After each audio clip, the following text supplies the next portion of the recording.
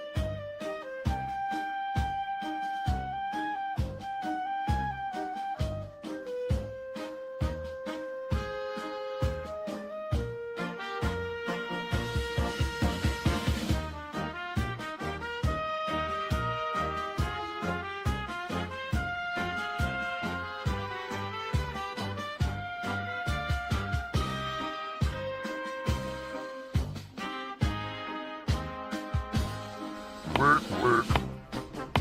Work, work.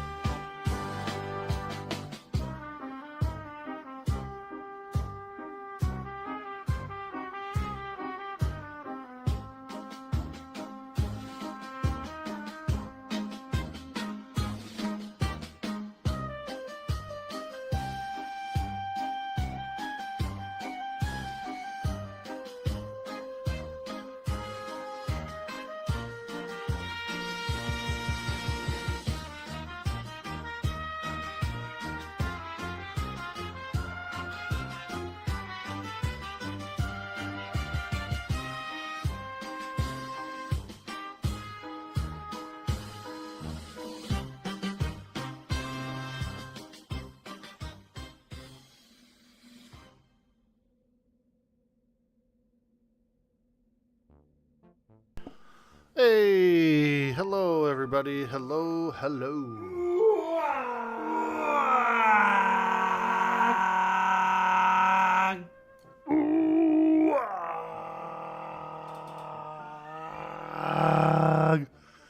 Javier, thank you for the follow. Welcome to the stream, everybody. I'm Dude Boy Orkboy. We're gonna play a bit of Everquest Legends today. Hopefully get to level 50.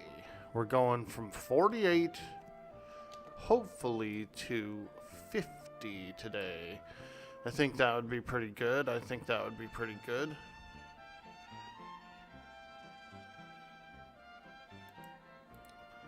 We're going to level 50! We need it. We need level 50. Big time. Now, I know they revamped, they did a little revamp on Mistmore. And I think it could be a pretty cool place to go.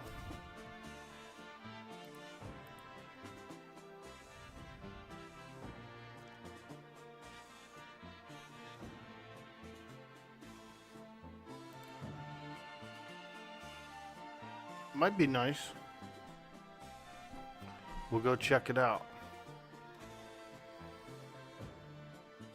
Go check out that Mistmore, maybe. Yeah, it's revamped, so there's going to be some newer equipment in there. Trying to think if there's like, if it's actually high enough level to get me to 50, though. I don't see why not. It should be. Let's go look. Hey, Grumpy Gug. What's up, dude? Happy Friday, happy Friday. Mistmore.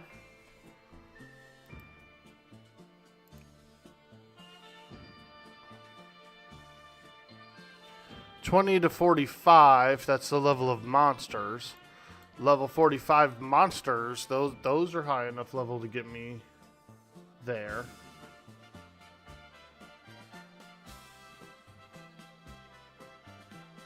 Mistmore. Yeah, we'll try it out. Yo, next improvement. What up? Dude, we're going to Mistmore, bro. We're going to the evil lair of the evil vampire. Mistmore. Ooh.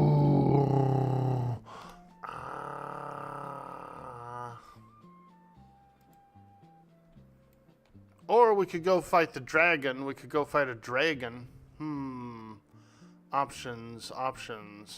If I go fight the dragon, there's definitely creatures I could level up on over there as well. Kind of wondering. Let me see here. Mistmore has been revamped. There's been a bunch of new things added to it, and I haven't gone there since they did that. You play a warrior, cleric, monk, and accept the whole undead for your last 3 levels to 50. Yeah, those are really good too. I've been in there a few times, and it's not a bad place. Let's see here.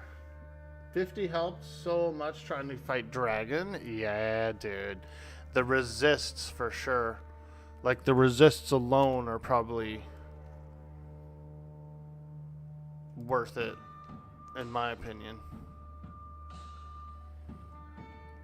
Because that dragon can still fear you, which is a little bit annoying. Those big fears.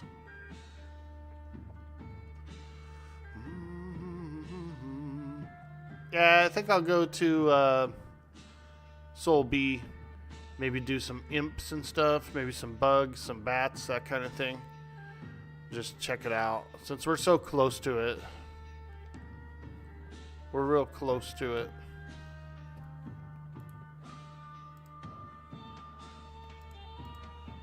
We'll go check it out. Because I might do the dragon as well. The dragon would be pretty good. I could do it at 48, I think. You never know, man. That dragon could kick my ass. Looking like a big old ogre. I'm a big old ogre. Yeah, that's right, feller. Don't be thinking of anything suspicious, feller, 'cause I'm a big old ogre.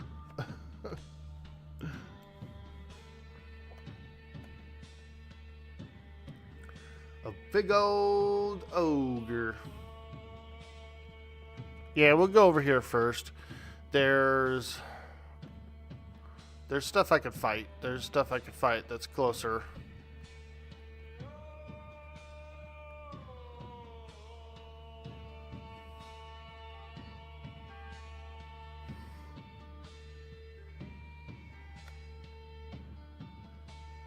Oh, they don't fear in the solo raid? Okay, okay.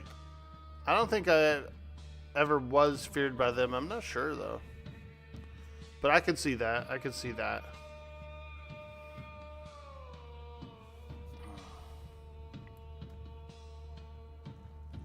Because that would be pretty tedious, right? If you were always feared for the encounter. Although it would have been pretty funny because you have to clear your way to the dragon anyway. So all the giants are usually dead.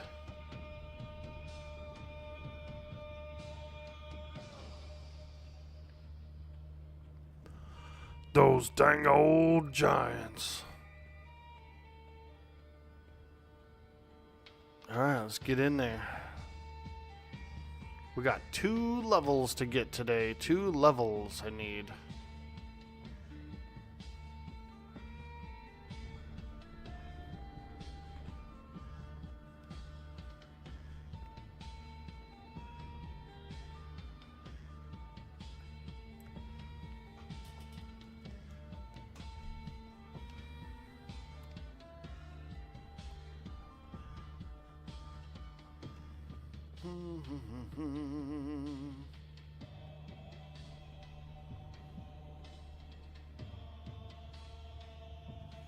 You have become better at athletics. Ooh, she's such a athlete.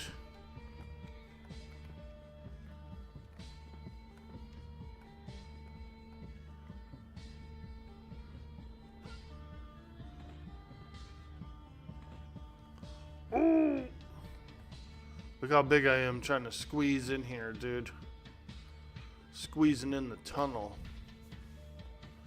Dang, you squeezing in? Yeah. We used to have a hamburger joint called Squeeze In. It was actually a really small spot. And they made these crazy hamburgers that had this like fried cheese skirt around them. Guy would put so much cheese on the hamburger that it would be like this skirt, this like fried skirt of cheese that goes around it. They were good, man. They were pretty darn good. I only had a few. I only had it like once or twice. I think it ended up closing down. The Squeeze In.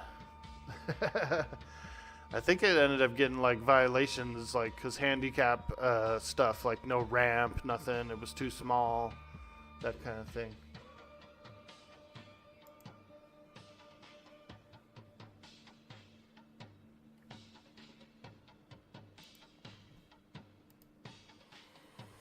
Somebody tried to like sue it a few times because there was no ramp and a few other things, and I don't think they ever like actually lost the thing, but they still closed down.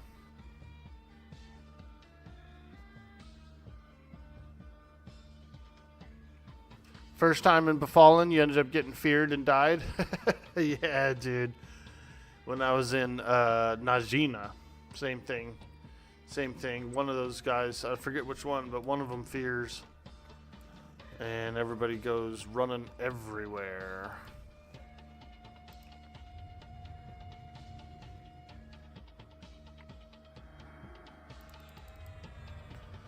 Soul bee. The heart and soul of the bee. Let's go. I can probably do all those imps and stuff over by the Afridi. Like there's like bugs and imps and all kinds of good things to fight over there. We're gonna go check it out. Let me check something here. Siphon Life, level 30. Do I have a better one of these? Spirit Tap. Siphon Life. Spirit Tap's probably a little better.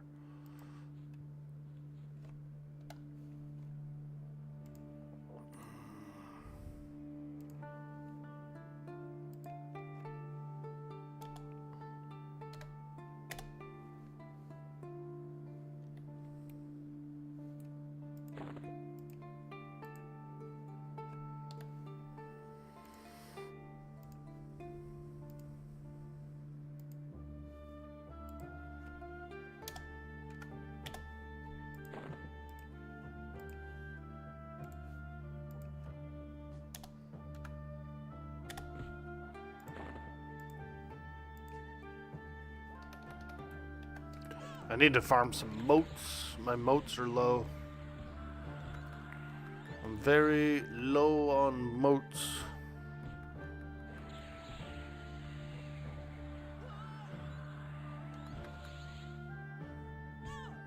We're going to be doing probably my second build soon. My second build is Shadow Knight, Monk, Druid.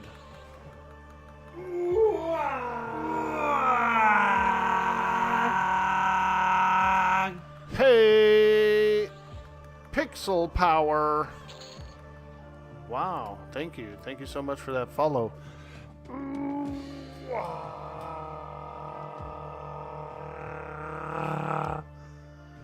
Love that, love that. Nice little early follow for the day. Let's go. Oops. I thought I didn't aggro that guy. Oh yeah, we got him.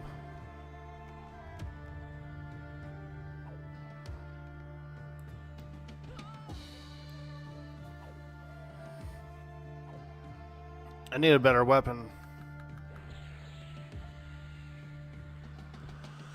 I need a weapon!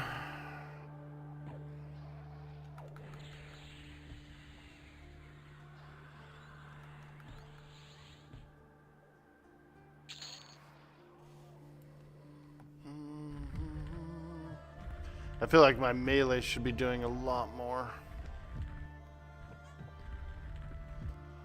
Ooh, it's hot. Hot lava. Ooh, it's so hot. Hot lava. Ooh, Sonic Bats, okay.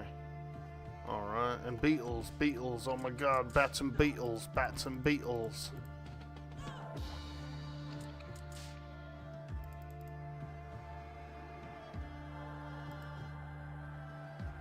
Oh my god, bats and beetles.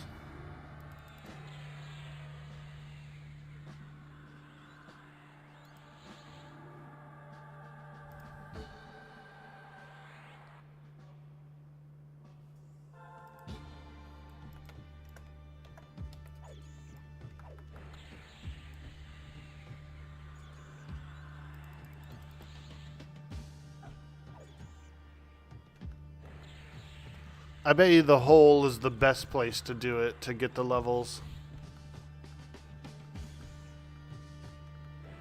That stinky, stinky hole. That's where all those rock golems are, those juicy golems.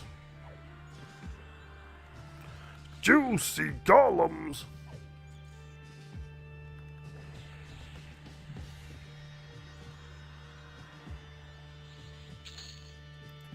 Oh, the Death Beetle's charm broke? What the hell? What the hell?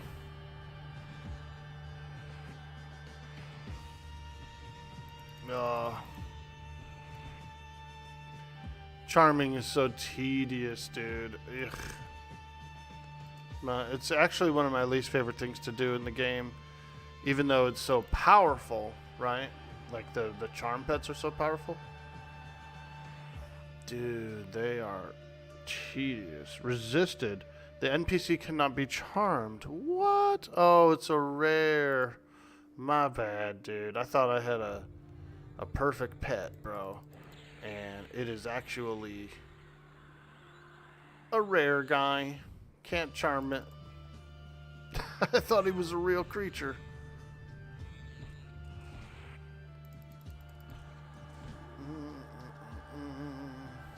I thought he was a real creature, man. But he's not. He's a special.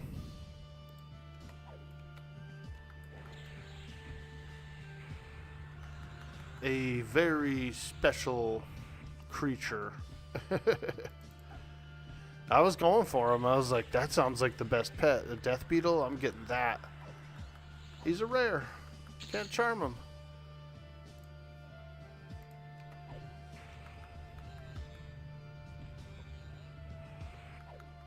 First time we've fallen got feared. He has good levels, and if you have undead killing spells.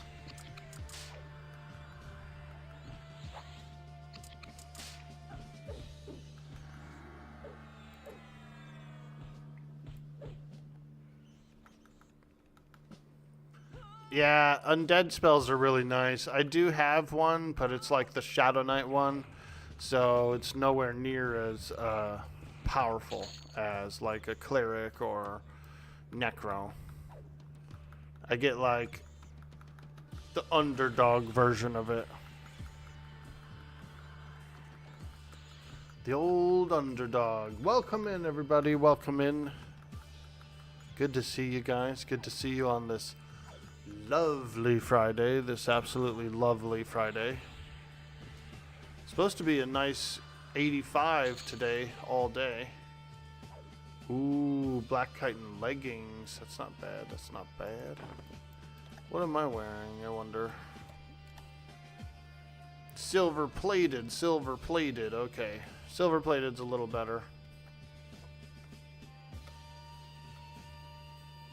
Here we go. These guys are dark blue. These guys will work.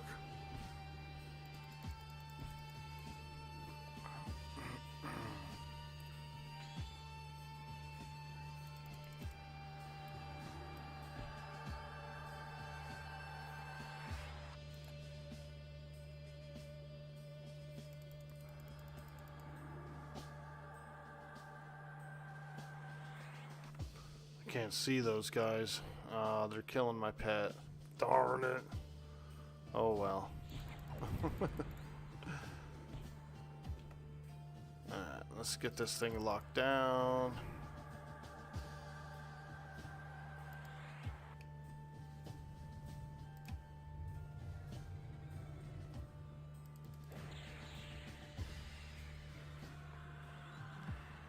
They killed my pet! They killed my pet! They ganged up on him. And then they got him, dude. My sweet, sweet pet protector.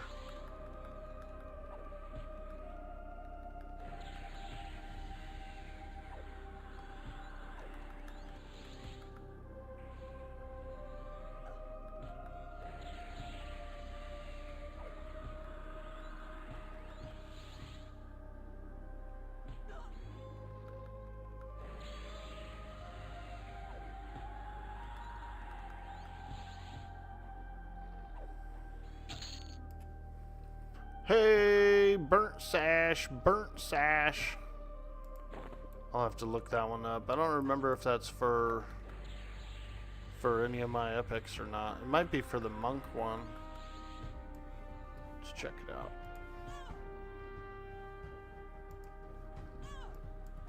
EQ burnt sash.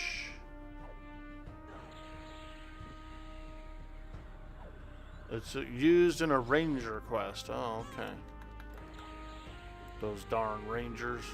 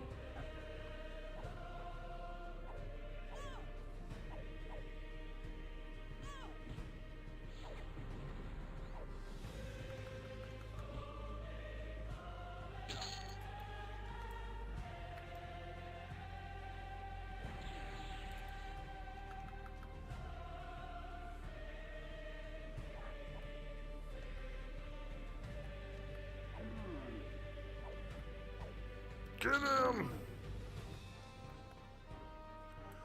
Alright. I think I'm gonna forego the charm pet.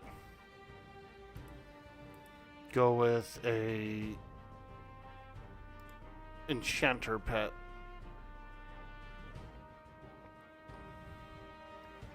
The charm pet's getting tedious and annoying, so I'm just gonna use the enchanter pet.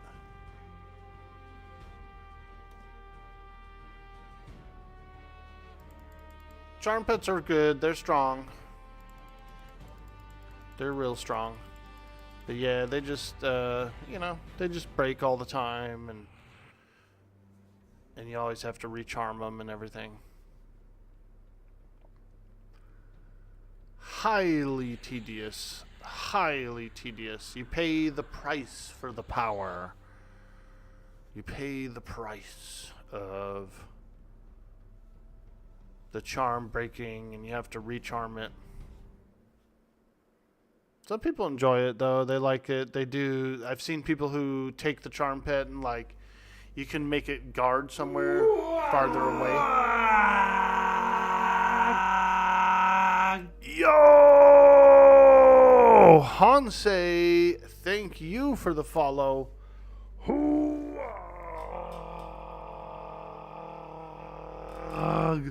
Welcome in, welcome. It's a lovely Friday.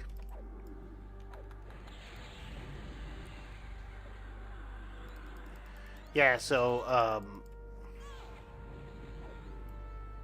I've seen some people, what they do is they will park their pet, like, kind of down the hallway, you know? And so you can still command him to attack and all that good stuff. He comes and attacks, and he goes back down the hallway. And then when the charm breaks, you recharm him, and then you just like go bring him back down the hallway again and park him. That's a good strategy,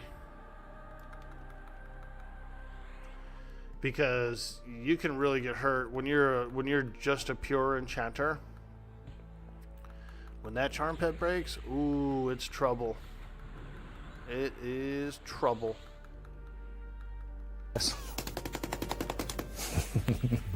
Beat the devil out of it. Yo, Grind Lord, what's up, dude? Oh yeah, we're gonna beat the devil out of that sucker.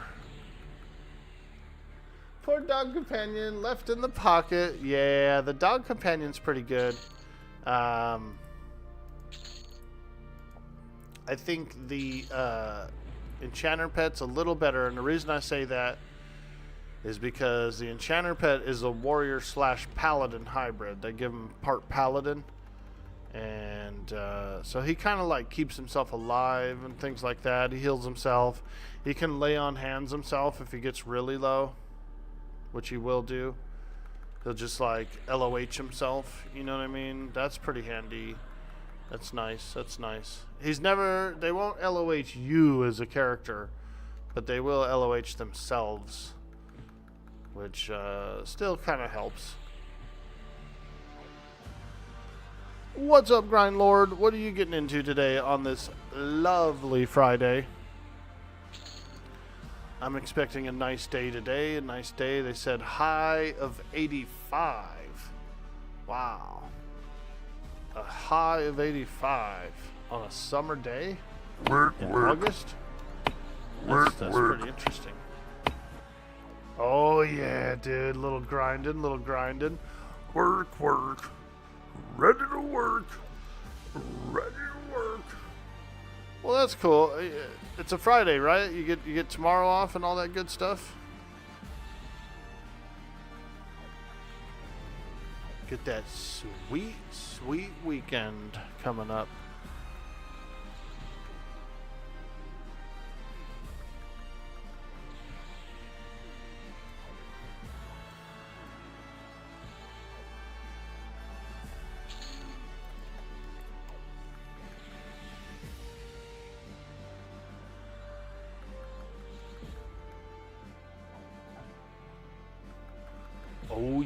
Oh yeah. We've been doing a little bit of Atlas as well, having some fun over there, sailing around, shooting some cannons, that kind of thing. I was having a little trouble hitting anything yesterday for some reason. Like, the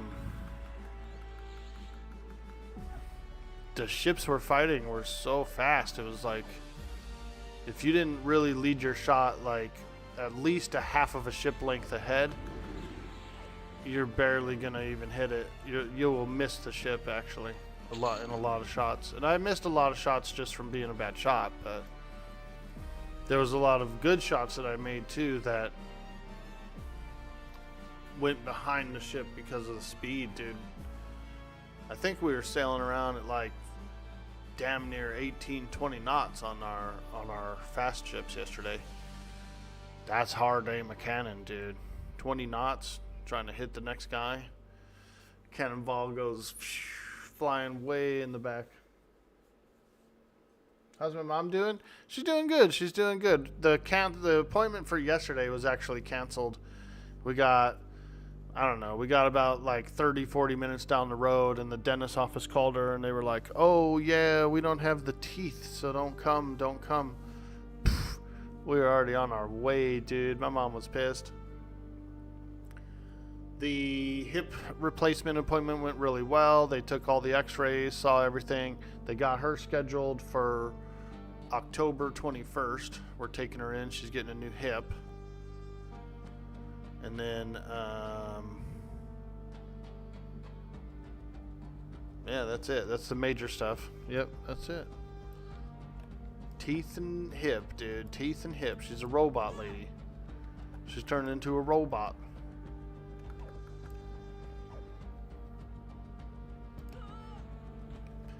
Yeah, we got about halfway down the road, man. They called up. Said they weren't in yet. I said, dude. But we went and had a nice lunch.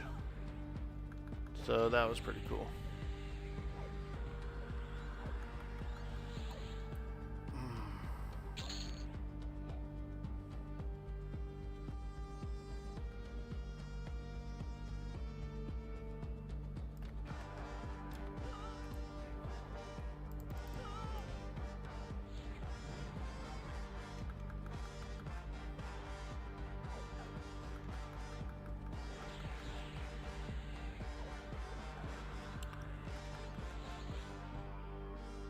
Oh yeah. Oh yeah. Yeah, we had a good lunch. We went to a little hole in the wall carniceria, and they had some tables and chairs in there. You could eat there. It was nice. It was nice. I had a chile relleno and some carnitas. It was like a little combo plate. You could pick two things, I think it was. So I got that chile relleno. It was delicious, dude. It was delicious. I haven't had one in a while. And this one was properly done, too. This one was properly done. It was fried in a batter. It was really good. My stepmom, she actually used to make chile rellenos as well. She did hers a little bit different, though. She would send me to the store.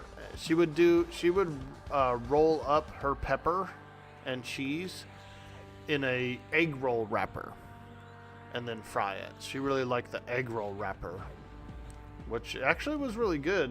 So we would just take like a little piece of pepper and a little piece of cheese and then roll it up into like a small, almost like an egg roll size thing, and then she would fry it, and then she would do like a green chili or something that would go over them.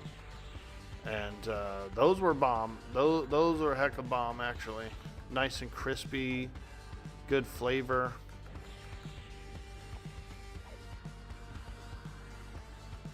I don't know where she got that recipe from, but she swore by it. I remember she'd always send me to the store to get those wrappers, you know, whenever we were going to do it. She would get everything else, like all the fixings all set up, but a lot of times she'd forget the wrappers, I guess. And so I'd go separately. We used to live right behind a store, the grocery store, so I would go in with her, or I would go in for her, pick up the wrapper. But man, she was a stickler for everything had to be exactly correct. Like you couldn't substitute anything. If she sent me to the store for like a can of black olives or something, right? You know, it was like, get the one in the blue can, nothing else, has to be the blue can. And we didn't have like cell phones back then or pictures or nothing, so I'm going in blind with a list. You know, it has to be the blue can, has to be the blue can. And I'd be like, she wouldn't even know the brand name or anything of it. And I'd be like, and if I picked the wrong one, she'd send me back, dude. I'd have to go return it and like get the right one. I hated it. I mean, it taught me a good lesson in like being thorough, but also it used to piss me off as a teenager, dude. I used to be like, fuck that shit, let's just use it anyway. Olives are olives, lady. That's how your wife is too? Yeah, bro.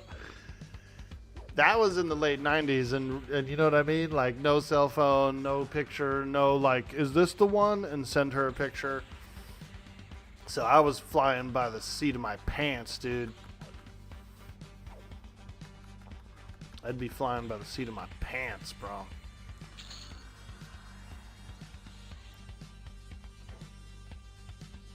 I used to get so pissed. I'd be like, I hate having to go back. Let me see, where am I? You going this way? Oh, I think it's a trap. It's a trap!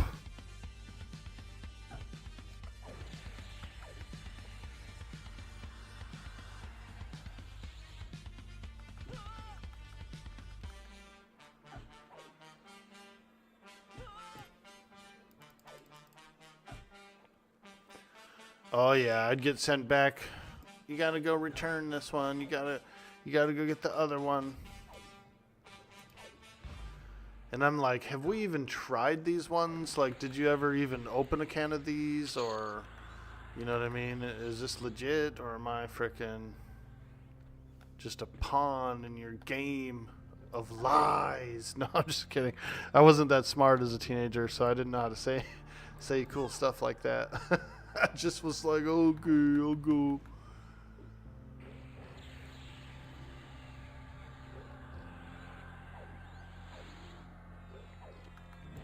She was a cool lady, though. She taught me a lot of good stuff. Stuff that, like, my mom would have never have taught me. You know what I mean? Because she just had a different walk of life. She was a cool lady. I saw her, last time I saw her was like 2010 or something. I went on a vacation to spend a week with my stepmom, my brother, and my sister over in Portland, Oregon. It was a lot of fun. Cool place, cool place. A lot of hippies, you know. A lot of hippies, dude. That place was way too cool for me. You know how some places you go and like everybody's cool? That's kind of how Portland is. Everybody's like super cool out there, you know? They're all hip. I like them. I do like the people though.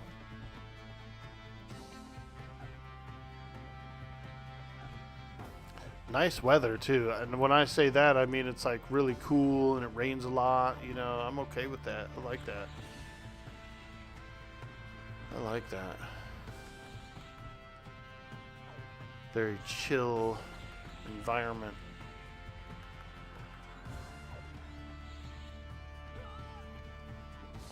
What's up, everybody? We're online. We're on time. Hey, I think I actually slept in a little bit this morning. I got up early and I did a little bit of a workout. Not much though. I was dragging a little. But I did like some yoga, like some stretches and stuff, and then I went back to sleep. Oh, there he is! The Afridi! Get him! Get him!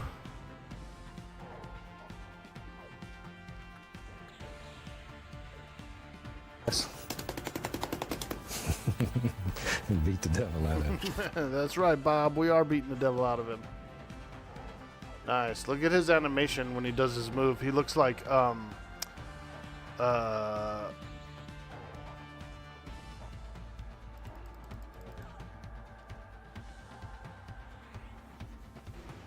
Back on the menu.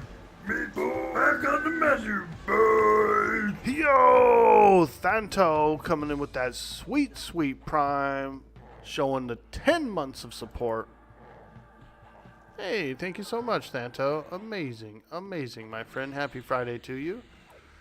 I suppose it's back to school. Yeah, you back at school today? In the college environment? Oh, yeah. Oh, yeah. Welcome? Hell yeah, dude. How are things?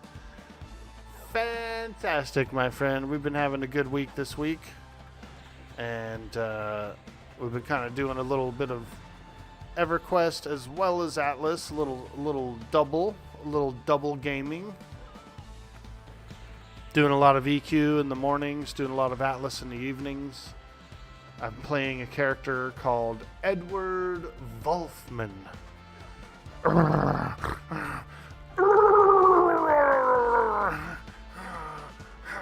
full moon.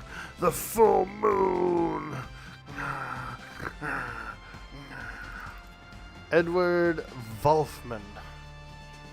He's a werewolf. He's a werewolf, dude. It's actually a really fun character. I didn't think I'd have as much fun as I am having with him. He's a lot of fun. He's a lot of fun. You don't deal with students and professors directly anymore. Biggest pain in your ass is the traffic on and around the campus. Yeah, dude. Thousands of cars just zooming around. Wow. Ooh, we got the ring. The ring, I think, is rare. Maybe. I don't know. The ring is nice, though. I'm going to probably wear it. All those zoomers zooming around, man. I get it. I get it. Yeah, there was a few colleges. There's like 2 or 3 colleges in Sacramento. And, like, it's known that if you're driving, if you're, like, even near there around the times when they're coming and going, whew, it's traffic-y, dude. It's huge traffic. Huge parking lots, too. Huge parking lots full of cars. 15K new students accepted this year. Damn, that's a lot.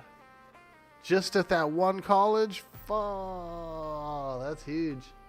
Because I guess they go from like morning all the way up till late at night, right? Like 8, 9 o'clock p.m. classes as well. So yeah, damn, that's wild, dude.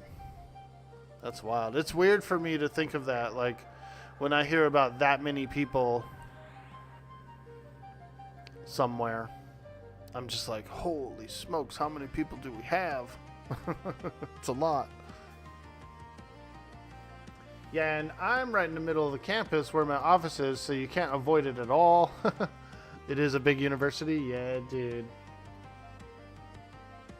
You don't know where they put them all. Wasn't any new classrooms built. It's a lot. It's a lot. I went to a small community college. I wonder how many people are there. I should look it up.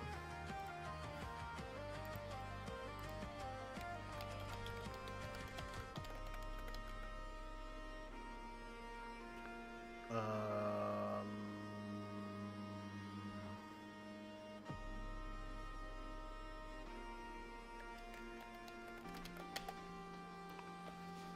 30,000 to 31,000 students per semester is where I went. Wow.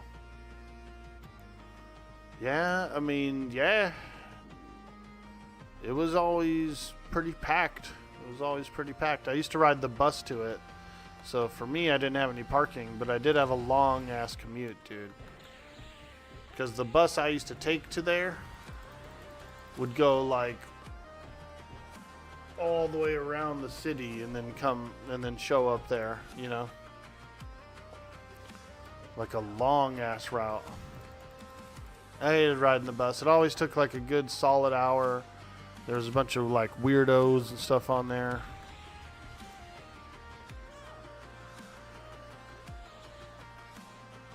I hated standing around at the bus stops, like waiting for buses. Oh man. Especially if it was like a rainy day or something. Ooh. It always smelled like shoes, like soggy shoes on the bus on those rainy days. I hated it. I hated it.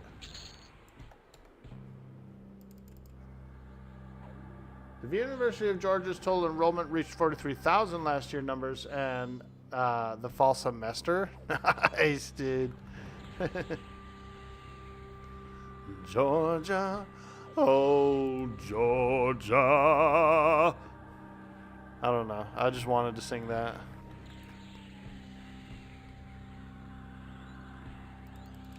Yeah, I've never been too far east. The furthest east I've been is Texas in the south and Minnesota in the north. Minnesota. Minnesota. It's a cool place, cool place. My mom got sick of it when she was young. That's why she ended up moving to California. She loves her home and she loves her peeps, but like there was so much stuff she disliked about it that she wanted to get away. So she kind of ran. Like when she got her degree and she lined something up out here, she took off. She was gone, dude. She was like, I'm out of here, man. The winters are pretty brutal. They last a long ass time, and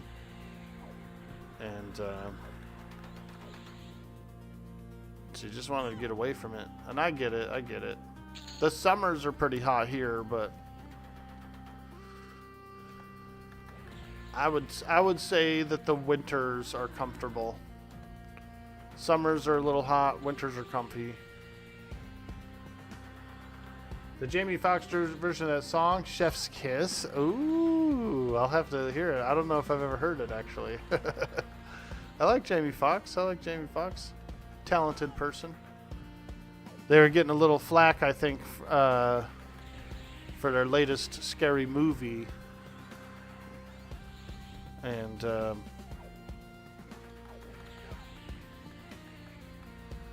I don't know. I haven't seen it. Original song is Ray Charles. Minnesota, you have close friends from there that visit a good bit, but you're from Georgia, and we live there again now. You could find that Georgia, it's on my mind. Yeah, dude. That's sweet, sweet Georgia. My mom has a friend from work named Leona who lives in Georgia. And my mom was thinking about visiting.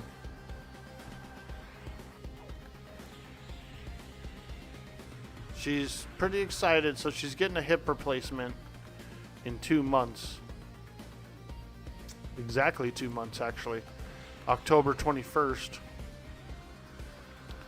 Getting that hip replacement. And I'm hoping it'll really help her out. I'm hoping she'll get as mobile as she thinks she will. You know what I mean?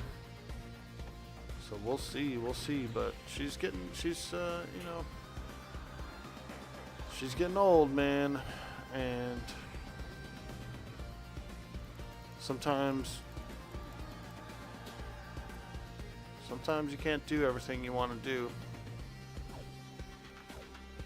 We'll see. I've heard a lot of good quality of life stories about people who've gotten their hip replaced, and so I hope it does help her out. But I'm not sure if she'll be able to be bopping around like she thinks, like traveling and stuff. I'm like, dude, we'll see, We'll see, because her energy level's still pretty low. And it's not just the hip, you know what I mean? Like, her whole body is kind of aged and...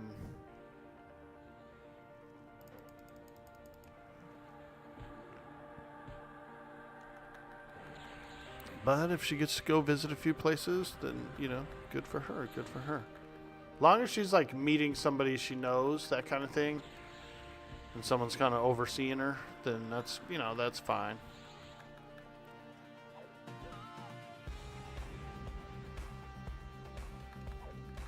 It's not your favorite state that you've lived before, but it's home? Yeah, yeah. Everybody's got their home, right? I've been here so long, but I just I'm worried actually for the price gouging. I don't know if I can actually afford to live here after I'm on my own again. You know what I mean? I can afford to live probably in this house as long as I'm working. But I wouldn't be able to like pick up and go to a new city or relocate or anything. That'd be almost impossible. If I did relocate in the future, I've been having my eyes set on Oregon for a long time. I really do like it there. I might go there. It's not necessarily that much cheaper, but it is cheaper.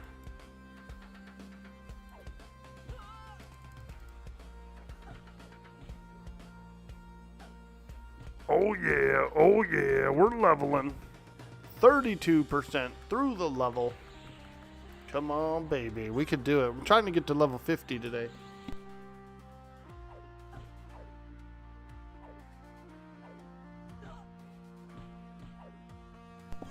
I'd like to hit big level 50 if I could. Today's a level up day, chat. We're trying to level up.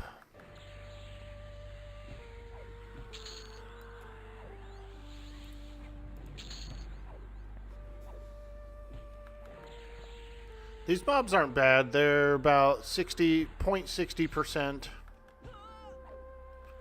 They're like 0.60% per kill. If I went to the hole, I might get it high, like up to like 1% per kill. Or if I went to another plane, I could probably get to like 1% a kill. But I don't think this is too slow. I don't think it's too like difficult or anything either. So I'm pretty chill here. I'm pretty content in this location. You've actually had hip reconstruction and you're under 40, as long as she's prepared for some extensive PT for about 3 months, at least afterwards. Yeah, she's looking forward to the PT. She's been excitedly kind of talking about it and hoping it'll like get her a little exercise and stuff too. So she's actually looking forward to the physical therapy. She's done physical therapy before and she did like it, but I know she gets pretty sore. When we took her to the hip replacement place last week, or actually earlier this week, it was on Monday. We took her on Monday, but they had her like, they had to x-ray her and stuff, and they had her like stretching and doing like different positions in the machine and that kind of thing, especially on the leg and on the hip and everything. She actually got a little bit like sore from it, you know, like the next day. And so that was light, you know, that was light. That was just her moving her legs around and stuff for like a scan. So I know that PT is going to be slow going in the beginning, but she needs to do it. She's going to need to do it. It's tough because she can get a little bit cantankerous, you know, like a little bit defiant to doing things that are helpful for her. She has this one walker, this like wheel, it doubles as a wheelchair sort of a thing she can sit in. And she's supposed to have been using it the whole time. She's supposed to be like, when she goes from room to room, she's supposed to use it to walk and take the weight off of those hips and stuff like that. And she doesn't like to do that. She doesn't want to do it in the house. She doesn't want to bring it outside the house or get out of the car with it and unfold it and use it to go into a building. She doesn't like it. She's very, very vain person, very like vanity driven. Image is so huge for her. And so she won't even use the health equipment. You know what I mean? Like the stability equipment. And she did actually almost fall when we went to her neurologist on Tuesday. We parked in the handicap parking space, right?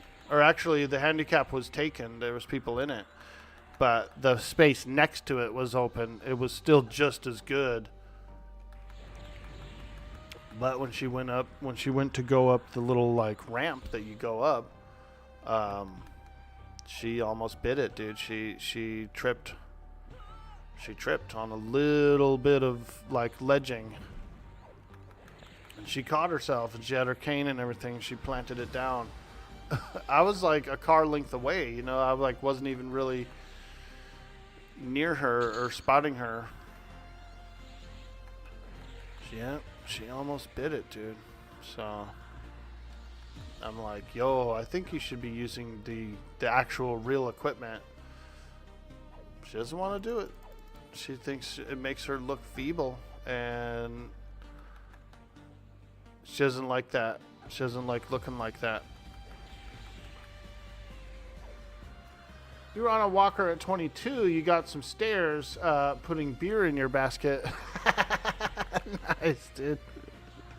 They're all, damn, this dude can't walk, but boy, he can drink. You know, hey, you don't have to worry about me falling down. That's funny. It's tough working with stubborn people, and like we all have it. We're all stubborn about certain things that we know or we like, or you know what I mean. So I'm not saying nobody can be, but hey, King Goliath TV, what's up, dude? How you doing today, my friend? Hey, we're having some fun. We're playing some Everquest. We're telling stories about our elderly parents. Welcome in, welcome in.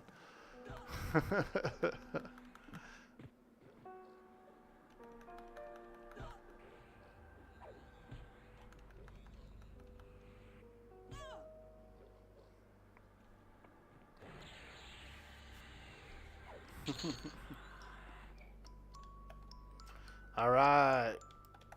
We're on mine. We're having some fun.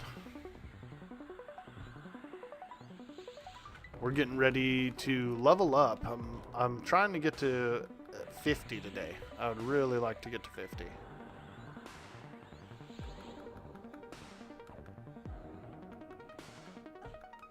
They were more questioning, like, was he really hurt? Yeah, I could see that. I mean, you know. It's a little judgy, but I get it.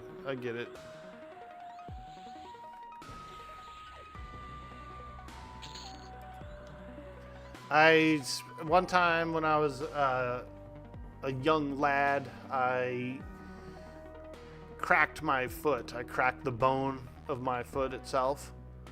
I took a nasty fall and I cracked it. And so I was on some crutches and stuff, but I could still like, you know, sensitively like touch the foot to the ground or something. And I remember like being at school on the crutches and something, and like I touched the ground with the one foot, and people were like, oh, he's not even hurt, he's just faking it, he touched his foot to the ground, like you couldn't do that or something, you know what I mean? Like I was like, yeah, I can't put a lot of weight on it, but I could like put it on the ground, you know what I mean? Like I could touch the ground with it, dude, but I ain't walking on it. Not gonna lie, Orc, you might as well be in the offensive and destroy them faster for faster XP. Yeah, I'm in defensive stance. I am in defensive stance. We could pop over to offensive. We could absolutely pop over to offensive. I do tend to run defensive for some reason. It's like my default stance. Like more, I guess I have more of like a tank mindset when it comes to it. But yeah, we could bump it up. It is better for damage for sure. I need a new weapon. My scythe is actually only +3, dude, from Befallen. Look, here I am, level 48, rocking a +4 scythe when I probably should have had it like +5, +6 kind of a thing, because it's so easy to get.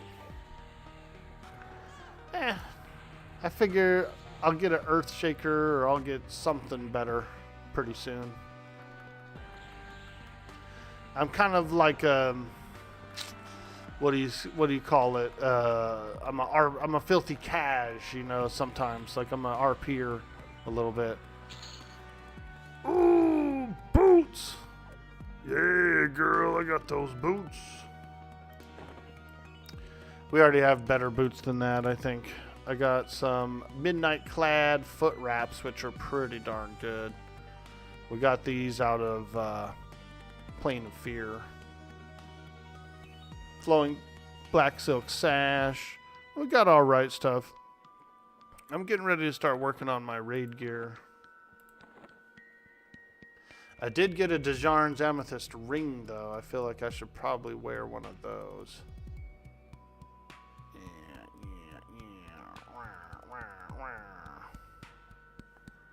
Should I? HP. Agility.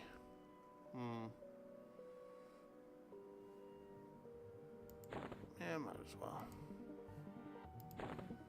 Dejarn's Amethyst ring. Ooh. What a lovely amethyst. What a lovely amethyst in that ring.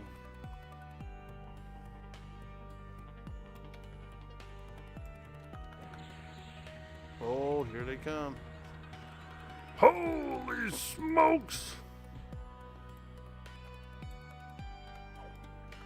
What are you getting into today, King Goliath? What's cracking? What's cracking? What games you playing lately?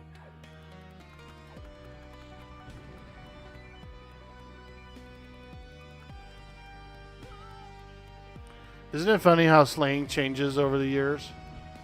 Like when I was younger, if you said, what's cracking? Someone was like, oh yeah, I'm going to be doing this, I'm going to be doing that, you know. They give you a little rundown. Nowadays, the term for crack is like, I don't even know what it means. It means like hooking up or something. Blasting that ass out, something like that. I don't know. It's funny though. Slang changes, verbiage changes. You're on Legends ATM. You'll be raiding on Quorum tonight. Oh, nice, dude. Nice. You're raiding on Quorum? Very cool. Very cool. I have a Magician on Quorum. I did a bunch of Vexthal. I did some other stuff. I'm definitely looking forward to Planes of Power next month, I think. I think POP launches in October on Quorum. So I was going to try that out a little bit too. Get over there, do some Planes of Power. You know, get flagged for some planes. Later in the month, we have the Lothar server launch on the 26th.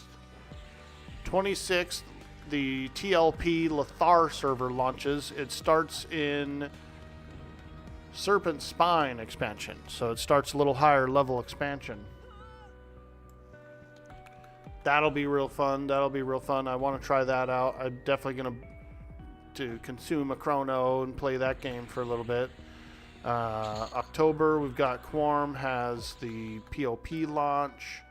I believe December, this game has the Kunark launch, so that'll be pretty fun. So we're kind of like lining up some things. We're lining up some things for what we're going to be playing the next few months.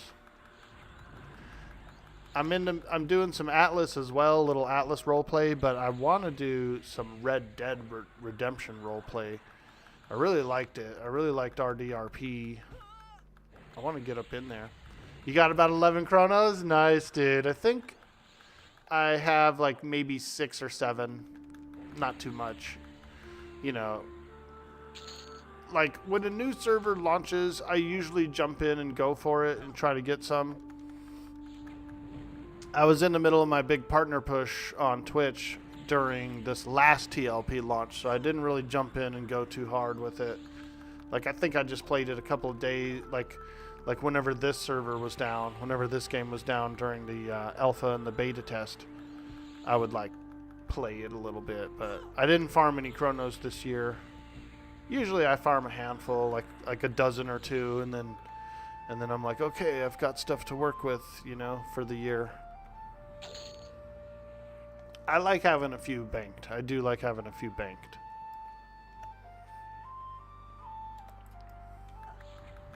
Lothar, I don't think it'll be like that good for farming chronos, but they will have some chronos, so you might be able to get a few cheap ones like right in the beginning. But it's not my main goal. It's not my main goal. I've already chrono lorded in the past. I think the most I ever had was like 37 or something. And that was on Vaniki. When that Vaniki server launched, dude, I made 2 mages. And I just went straight to Lucklin as fast as I could. And I just like farmed raw plat.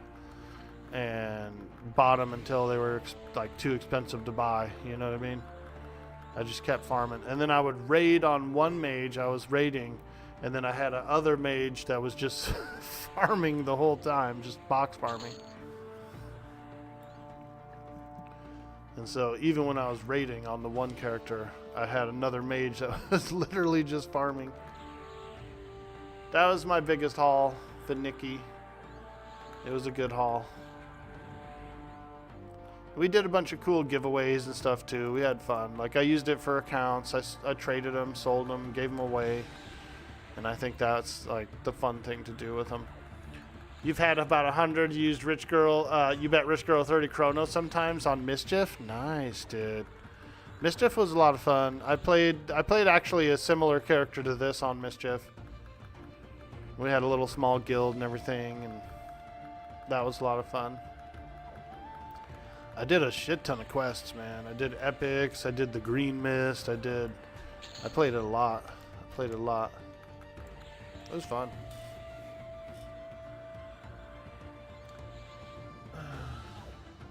So you're going to lunch, Santo? Hey, we appreciate you, my man. Enjoy your lunch, my friend. Our sweet, sweet Santo.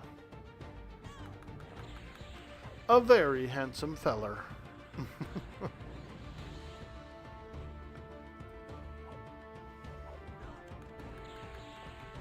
Yeah, I never really gambled with Rich Girl. I mean, I've seen a lot of people gamble with her, and I know that's what they do is the casino and everything. But I never really did.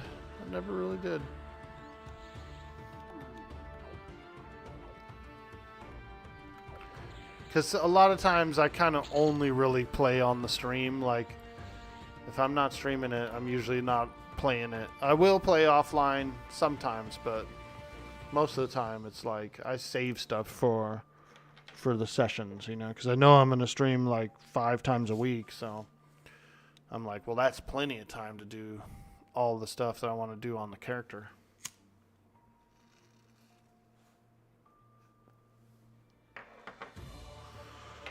I'm not one of those guys that like only will play games on stream, because I will play games offline as well, you know. But for the most part, I'm starting to like kind of phase into that where I just only really play stuff on the stream.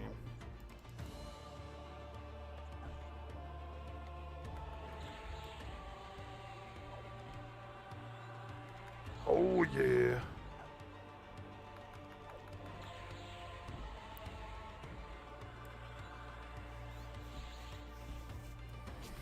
All right, what's up, everybody? What up, Twitch? It's quiet over there. It's quiet over there on Twitch this morning. How's everybody feeling? Is it a Friday? Are we in a Friday or what, folks? I feel like we are.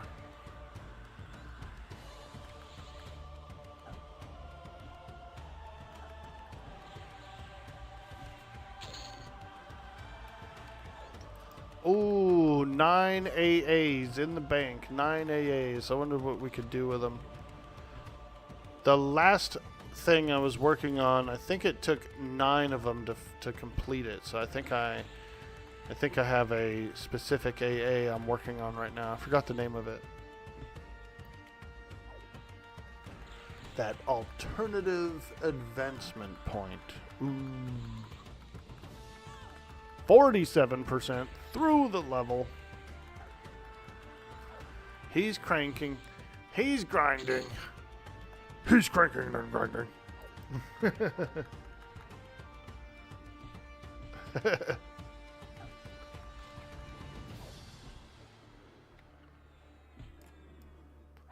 At first I'm outside the cave, and then now they want me to go in the cave. You're at 455 AA and still have stuff to buy? Nice, dude. That's a lot of AA. That's some good grindage. That's some good grindage. I think I'm about to hit my first 100. And then when I go my off-spec is going to be Shadow Knight, Monk, Druid. And so when we do that, that's when I'm really going to like farm. I'm going to farm moats. I'm going to kind of like farm AAs pretty heavily.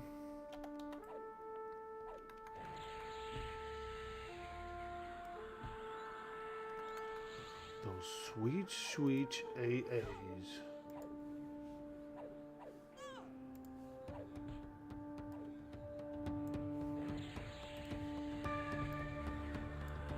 Get the music up a little bit. I feel like it was kind of quiet.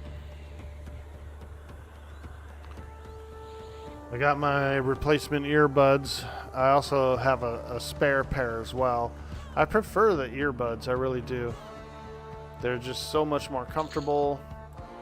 They sound nice. I have my own volume gain on the mic itself just for the earbuds, so that's really cool. Doesn't really affect the sound of the stream. It's just me if I want it to be quieter or louder. So I really do like them.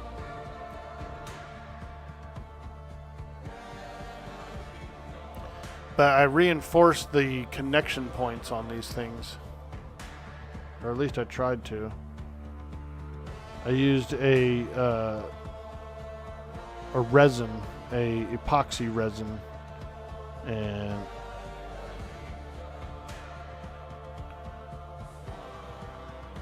coated all the connectors. So, because I tug on it sometimes, like I actually just did it a minute ago.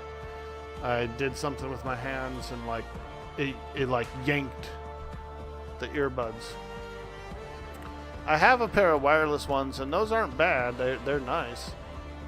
I feel like the lifespan, if I had a little bit longer lifespan on them, it'd be pretty good.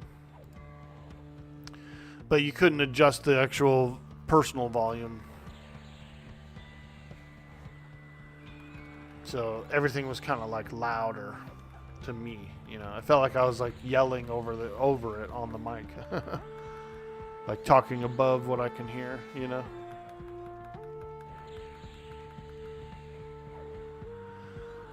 What?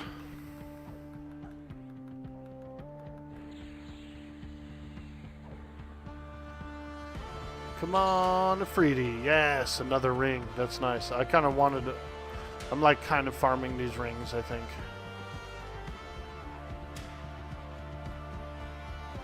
Oh yeah, oh yeah. Let me through, feller. Lava Guardian.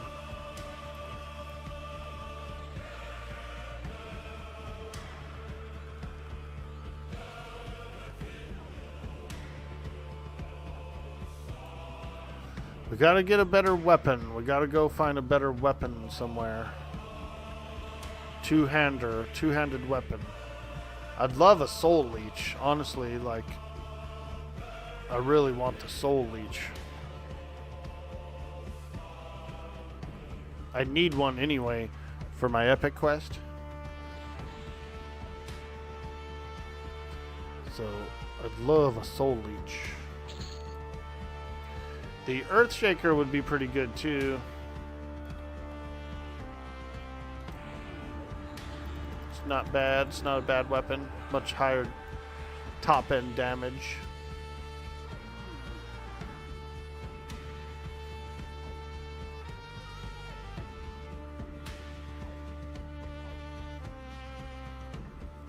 %51% through the level. Come on, boys. We got this.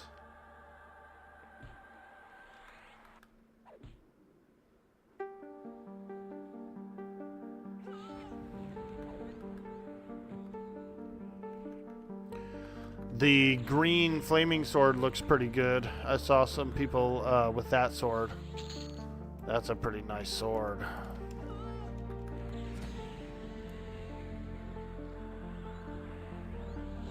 Nice, I got an achievement. Imp Ancient. We got that Bane strike, that sweet, sweet Bane strike against imps.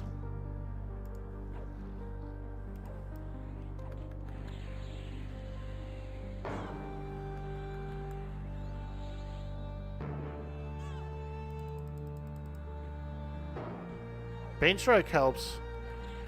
Yeah, that damage adds up, and you can actually get like more ranks of Bane strike too, I think. Like if you keep fighting the same stuff over and over again, you can get to like tier 2, tier 3 Bane strike, I want to say.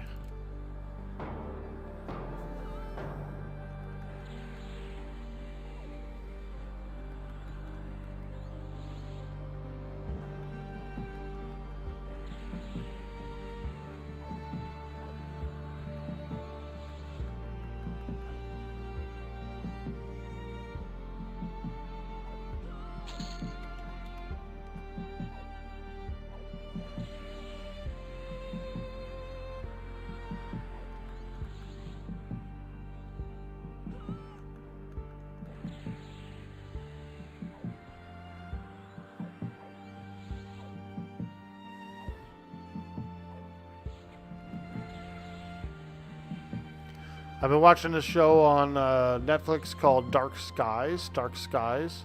It's pretty good. Kind of like a crime drama a little bit over in the Navajo Nation, you know. But there seems to be a little more like supernatural element to it too, you know.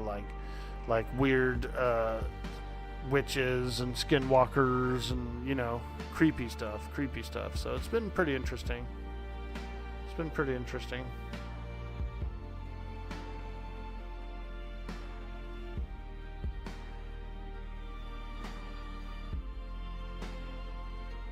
Not a bad show. I watched the first season, and I'm on season 2.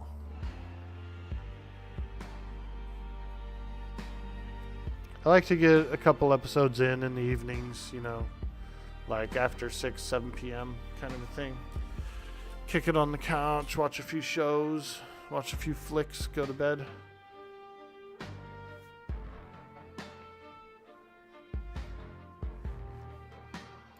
What up, everybody?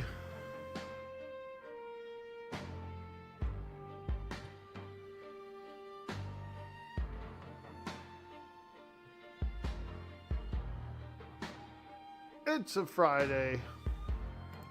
We're online, boys. Feeling good.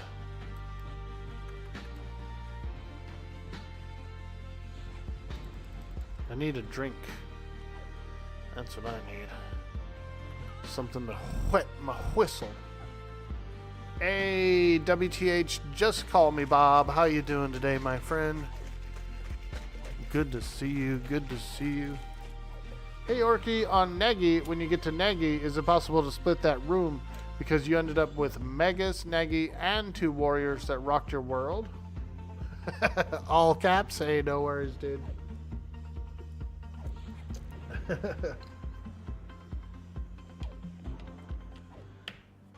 It's a bit tough to split that room. You can split it with like FD and stuff like that. The dragon kind of struggles to get out the door, whereas the giants will get out the door pretty quickly. And if you go kind of like bring them around the corner, flop if you have it, and you can, like, the giants take longer to path back, so the dragon will go back pretty quickly, and then the giants, you can split it. I've split it before. It might take a few tries, and you might have to go to like the drawbridge or something. Like, just pull them all, go back to the drawbridge, and then just handle that split as best as you can. You can split it, but yeah, it takes a little finagling. I'll probably do Negi today, since I'm here. Probably do a Negi at some point. Hopefully I'll get something good.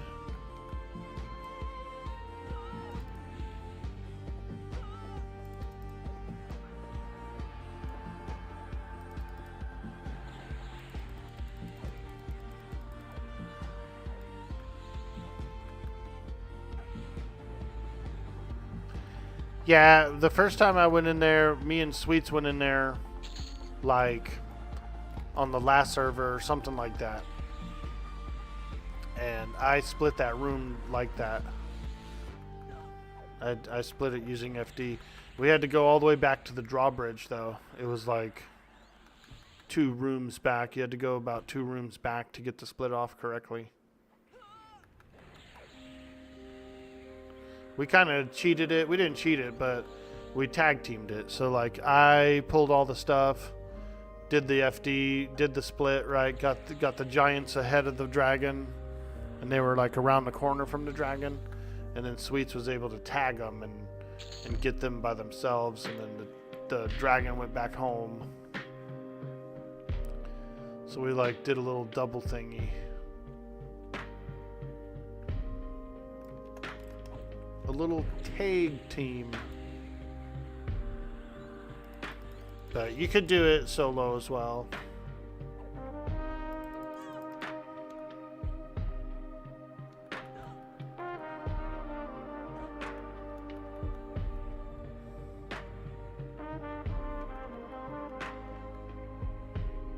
You and your buddy dinged 40 and took out Yale pretty slowly but easily. But then Nagy got you guys? Yeah, dude. Those resists matter. I mean, I could probably solo Nagy at 48. But splitting him would be harder. You know, higher proximity aggro, all that good stuff.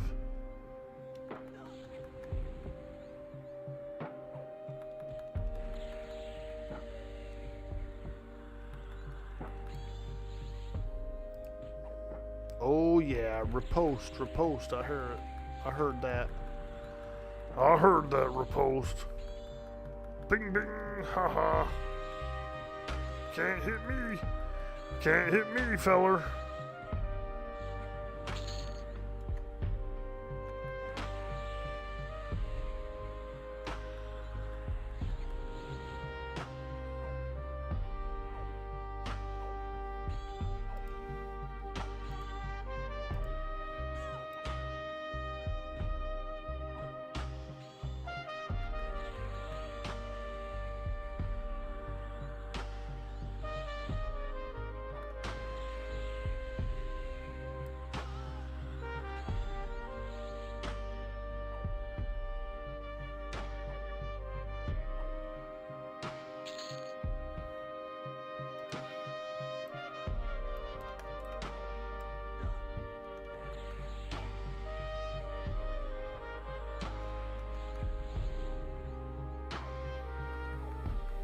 I need buffs.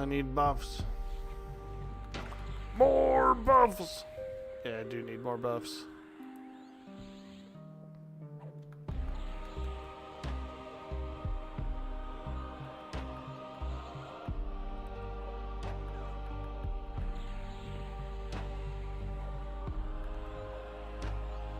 I'm just a big old ogre.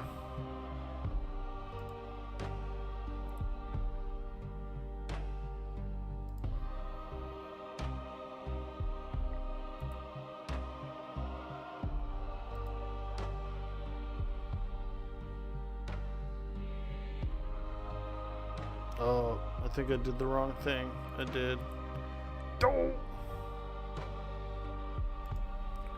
Spirit tab. Switch this back over to harnessing of spirit. Save spell set, ready 1. Yes. Load spell set, buffs 1. Here we go. Get all those sweet, sweet buffies. Buffy the Vampire Slayer.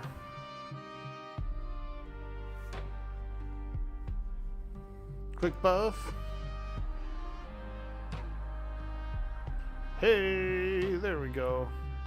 Load it.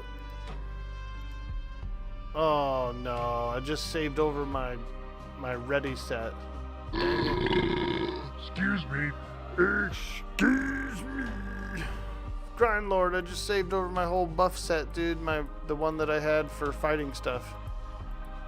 Dang. I'm screwed now, dude. I'm screwed!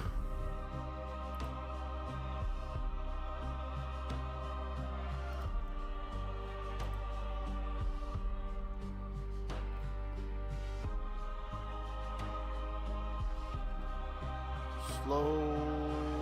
We can go with drowsy. Heals. Superior healing. HP, inner fire. HP, harnessing of spirit. I need clarity. Make sure I get that sweet, sweet clarity.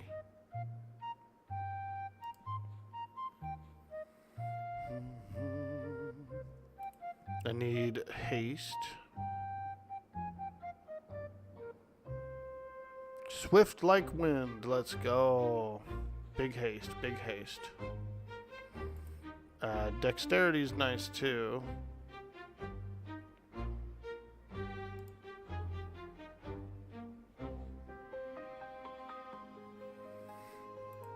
Okay, we need charm. We need pacify. We actually don't really use pacify that much. So let's do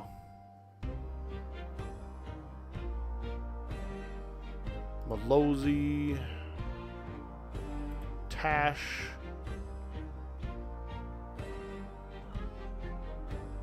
that sweet, sweet Tash. Excuse me. Excuse me. Hey, Mustang Spy, how you doing today, my friend? Happy Friday to you. I just accidentally saved over my ready to go spell set, so we're kind of patching it up a little here. Doing a little patching.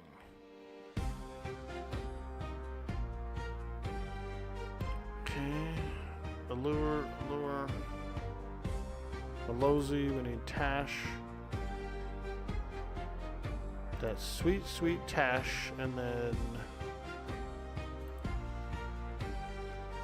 like a big, where is it? Where's my AoE Mez?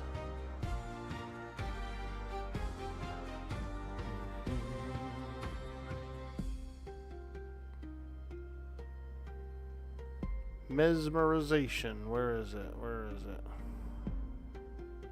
Enthrall, I believe. Yeah, there. Okay.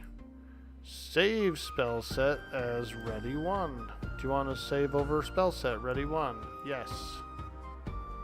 Okay. We did it. We did the big thing.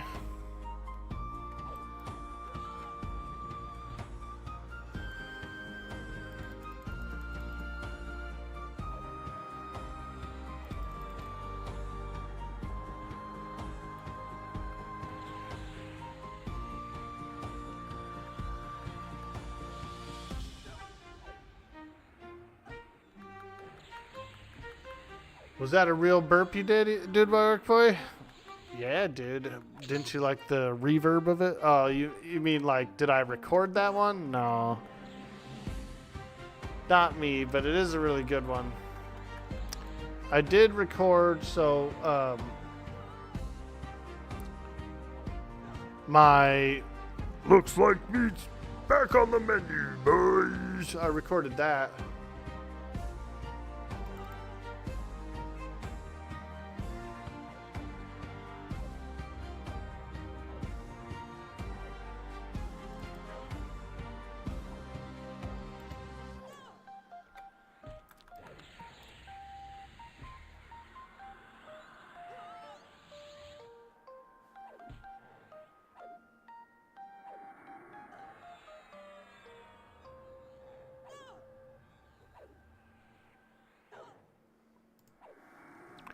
Whenever someone follows and it goes, "Wah!" That's me. That's me doing that. Meat back on the menu is me. Most of that stuff is me. But that burp is just someone else. Happy Friday. You're going on vacation tomorrow. How am I doing? Ooh, vacation. Nice, dude.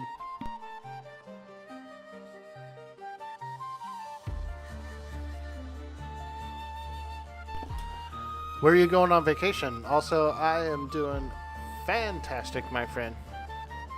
It's a good day. The weather's going to be nice today. We did all our errands in advance, except for I do have to go to the pharmacy later today. But yeah, we're all caught up. All my mom's medical stuff, we're pretty much caught up with that. We still have to do a dental run. We were supposed to go yesterday, but they didn't have the teeth ready, so we were on the way there, and they actually got a hold of us and canceled it. So we had a nice little lunch. We went and stopped off at a carniceria in a small little town. It was good. It was damn good food. You going to Scotland? Nice, dude. I like Scottish ladies, dude. I like the accent, and I like how blunt they are, you know, for some reason. I don't know why, but I do. I like Scottish ladies, dude.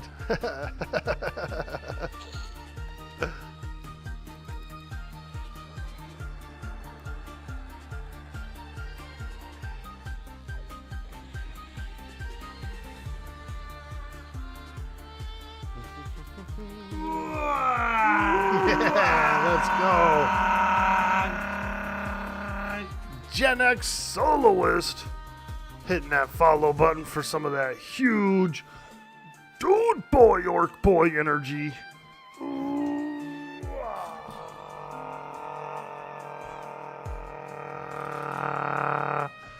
Hey, thank you so much for that follow. Welcome to the stream. Orky said, talk mean to me and slap me around and I'll be with you forever. I like the matter of factness of the way Scottish folks talk, you know. I guess you could say some people call it like smug or whatever. But I like the way the accent sounds, but I also like the rawness of it, you know.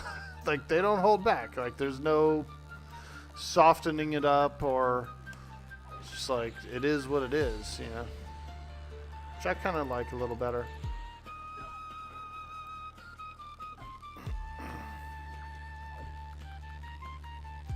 Goop Mage, what's up? You saw a Scottish guy tell a joke on time. He killed it. See, that's what I'm talking about, man. I love that. I love that. He kilt it. I actually watched this video on kilts, dude. Like dudes doing their kilt, like putting it on and stuff. I know it sounds like I'm watching porn, basically, but they were like doing the pleats, the folds and everything that you have to do. It looks pretty tough to do, dude. It's not even easy.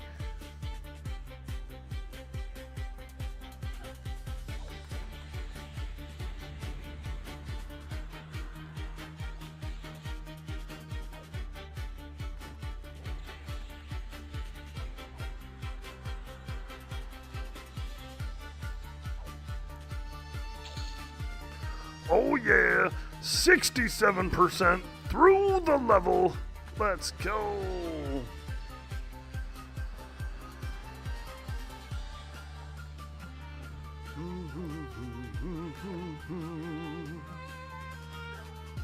You like how Scottish people call everyone lads? Yeah, dude.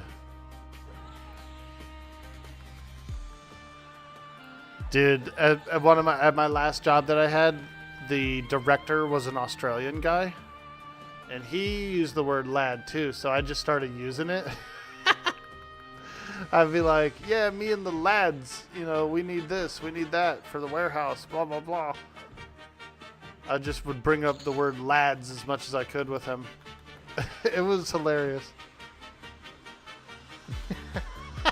It was too, I brought it up, bro.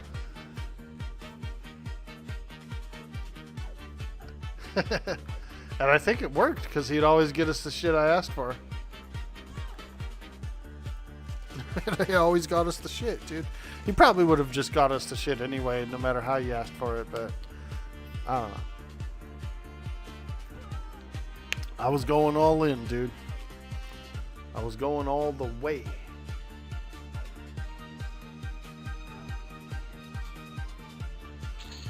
Oh yeah, we're leveling.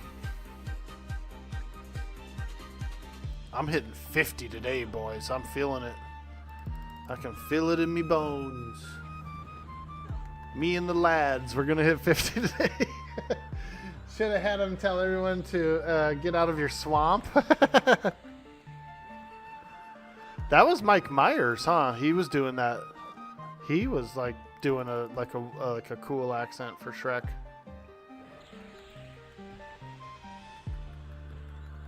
Mike Myers. I think it was. I think that is him.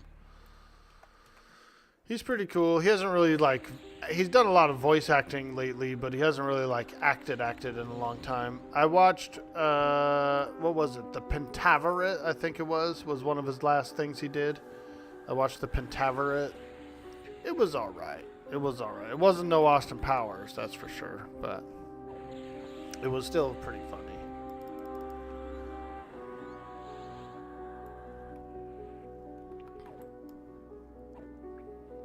Yeah, it just seems like a lot of that humor's gone out the door, you know.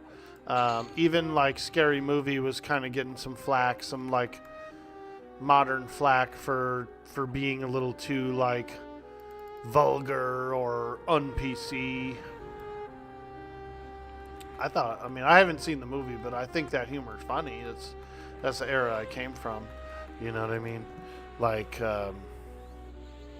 Married with Children, In Living Color, all that stuff. That they had that humor on TV at that time, and so I'm used to it. I think some of those jokes are kind of funny.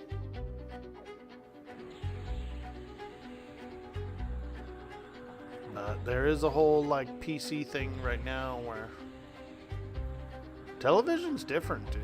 Movies are way different.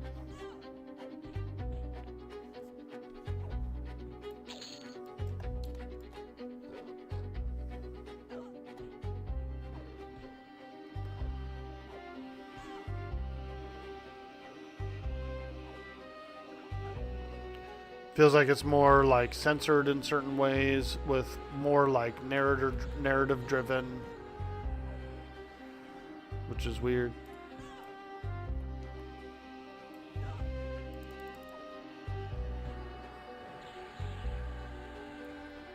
It's like film and shows and everything were so censored back in the day, right? It was so censored. And then they kind of came past that and broke up past that and made it through that barrier. And then now it's being squeezed back into the little barrier. They're trying to shove it back in the box.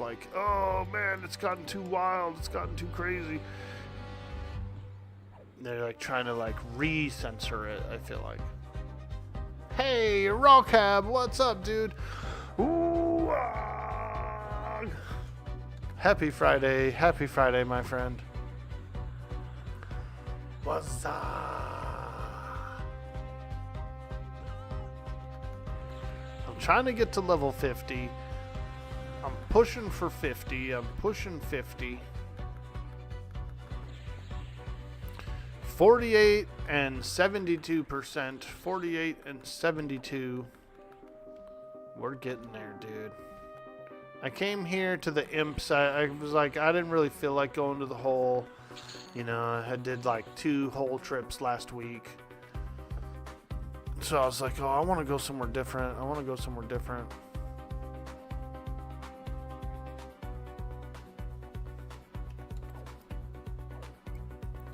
So we're back here fighting some Ifritis and imps. Those evil creatures of the abyss.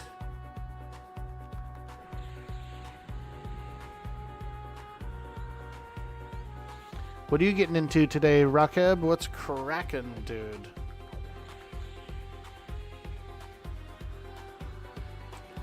We're just chit-chatting. We're talking about how television and movies, like, kind of started real censored off, you know, and then they got, like, they got, like, all those protections kind of faded away by the late 90s, early 2000s, you know. Movies were at their peak, dude. They were, like, gory and violent and sexy and, you know what I mean, just pretty cool. And then now it feels like it's kind of, like, reverting back to, they're trying to, like, stifle a lot of that and put it back in the box. It seems like the modern TV stuff is a little more woke. It's a little more, which is fine. I mean, I don't, you know, not complaining, but I'm also like, I could tell that it's like a lighter touch. Somewhere along the line, some influence has been influencing.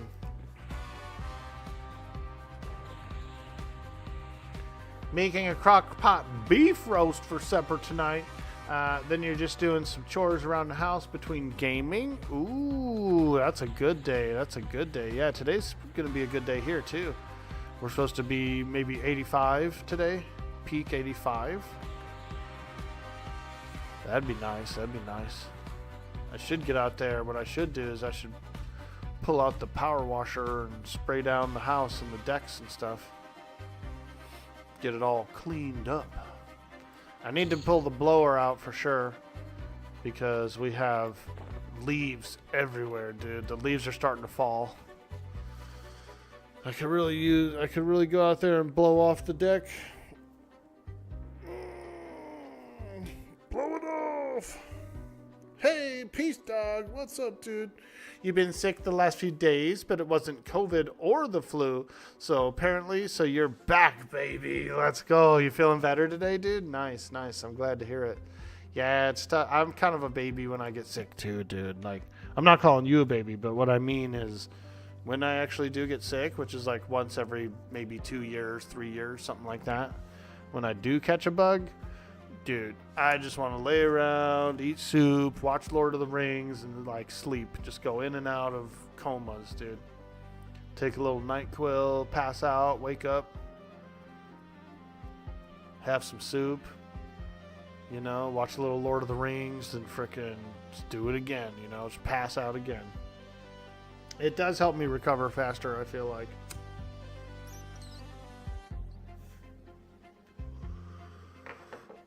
If Frieder has MC Hammer pants, he does, dude. Look, I used to have, dude, I'm not going to lie to you. I had a couple pairs of MC Hammer pants.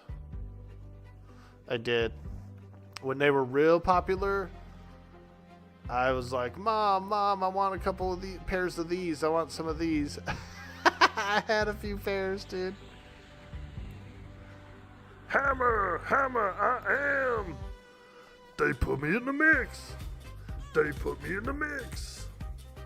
I used to listen to MC Hammer. I had his first album. I had that whole first album, dude.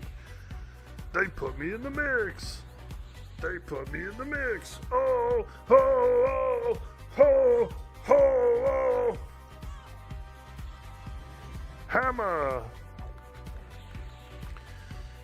I guess he spent all his money, dude. Apparently he's spent it all or something. I don't know how you could.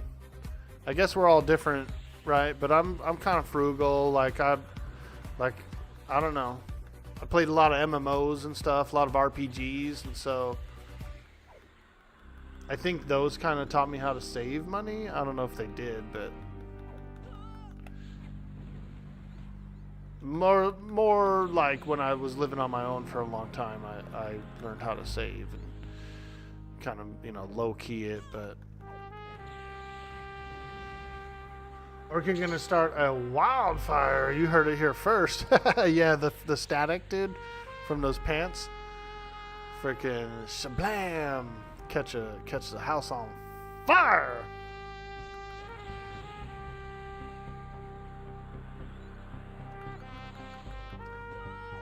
Jenkos? Yeah, I had some Jenkos. I used to go to Ross to get them, like a clearance center, you know, clearance store. I had like probably 4 or 5 pairs of Jenkos that I wore when I would go to like raves and stuff, and you know how it is. I used to go to Oakland. I used to go to Hagenberger. There was this one big warehouse that had raves like every night. And I didn't go there every night or anything. I would just go there on like a weekend or something, or maybe once a month or something. But yeah, we would drive to Oakland, pull off of Hagenberger, go to frickin' crazy raves, do a little dancing, do a little, other stuff too, some party drugs. Back then we were doing you would do ecstasy, dance all night, swim through those pools, those E pools, big clustery like crowds of people just laying around talking to each other, rubbing all over each other. I would like swim through those things, dude. Frickin', hey, what's up? Hey, how are you? Hey, what's up? Hello. Just frickin' swim through those things, dude. But it was gross. I would always catch a cold or something, or a flu, and like I hated it. It was like a really like dirty recreational activity,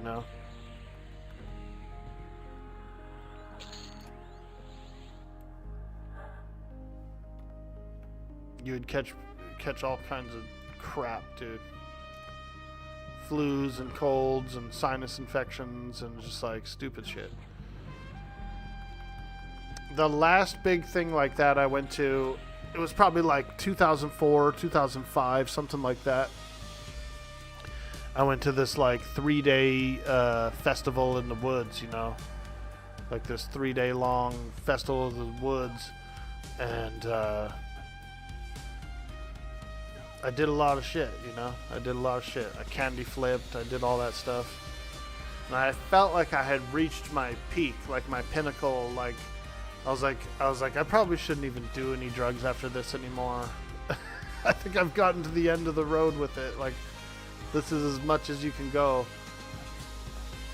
And I didn't really do them very much anymore. I pretty much quit the whole scene. I just was like, yeah, I'm done. I did my whole spirit journey. I freaking got to the end of it. I'm done.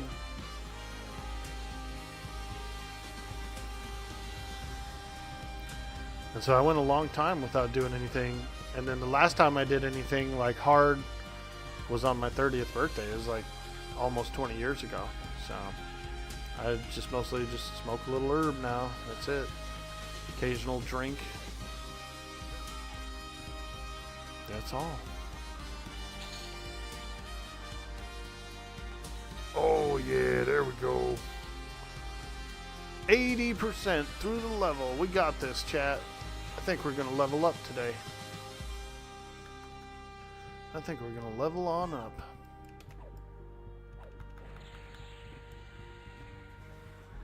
In first grade, you had a pair of black and white, like acid washed or paint splotched, with neon orange Batman signals.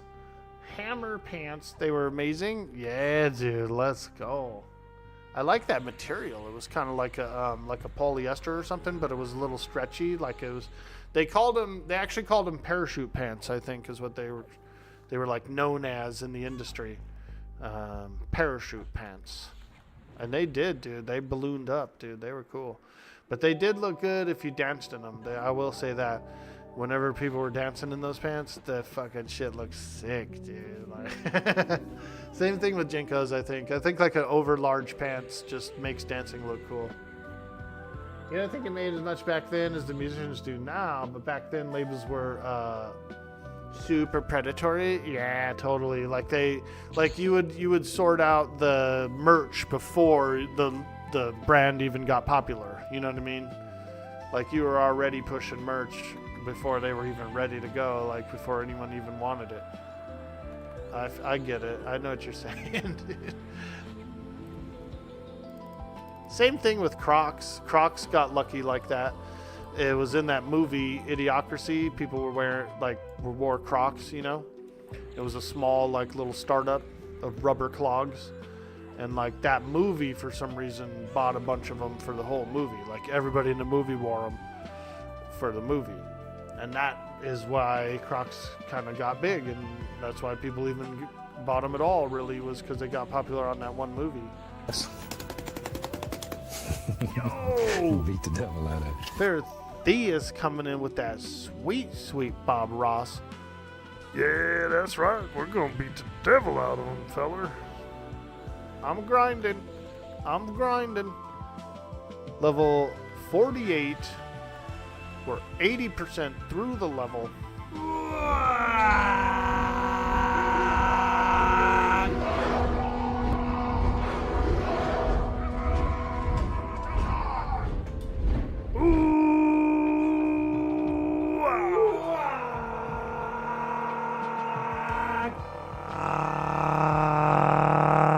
Yo, Emetsu, thank you so much for hitting that follow button. Welcome to the stream.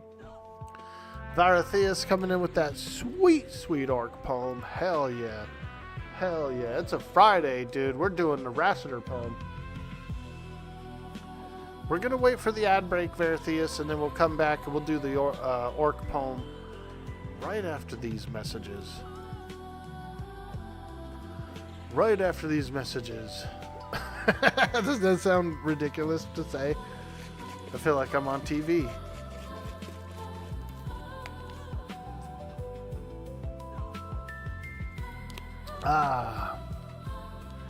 I changed the ad thing around a little bit. I don't know if it's worse or if people hate it more, but it's every 40 minutes. So it's like a 2-minute ad every 40 minutes. So it's like 120 seconds every 40 minutes. I don't know. I think it's working out pretty well. I haven't heard any complaints, I guess, so that's pretty good, I think. Grind Lord with the angry Murlocs. Talk to you later. You just gotta go real quick. Be back later and give you a lurk. Oh, okay. Well, then I'll start the orc poem now, just in case you have enough time to hear it. I was gonna wait for the ad break, but I'll do the orc poem. I want you to hear it. Ooh, that's my favorite song. Okay, we'll do the orc poem, then we'll play the song too. All right, here we go. This one is called the Rassiter poem. The Rassiter of Guck poem. You guys know him as that guy that lives in Guck. He's for the monk epic. He used to be really tough to find. But anyway, let's do it. This one is called the Rassiter poem, as read in New York voice.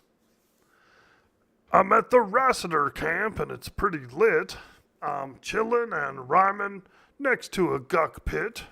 I got my second monitor and a third one too. Netflix and chill will just have to do. So 20 hours pass and it ain't so bad. It even builds character according to my dad. But wait a minute here. Something smells sour. Oh, it's my nuts. I guess I need a shower. 3 days have passed and I'm losing my mind. I'm surrounded by minotaurs with big hairy behinds. I wish I could say that these was tears of Praxis, but they're not. Somebody, please, port me to Nexus. That's the Rassiter poem, folks, as read in New York voice. Now, let's play Mordecai. Let's play some Mordecai. This is my song, dude. This is our jam. This is leveling up music.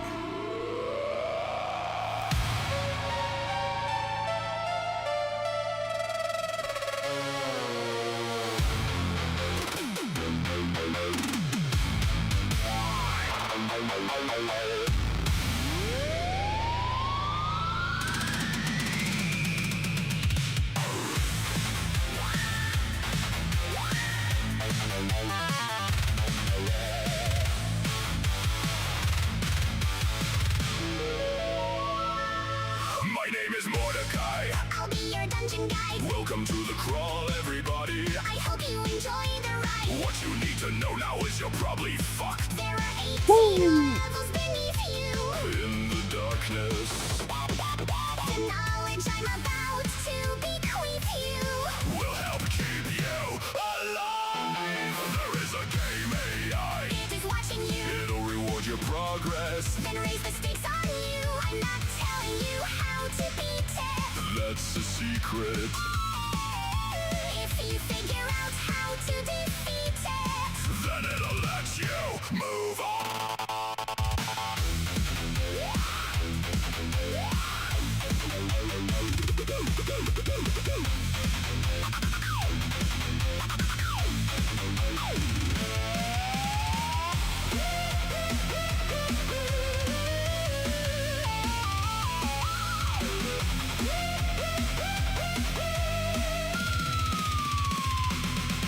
Congrats, you're somehow still alive. But the real monsters run the show. If you figure out how to survive them, you get to live on. They'll grind you down to nothing. Floor by floor, they'll break you. Whole galaxy is watching now. Game is on.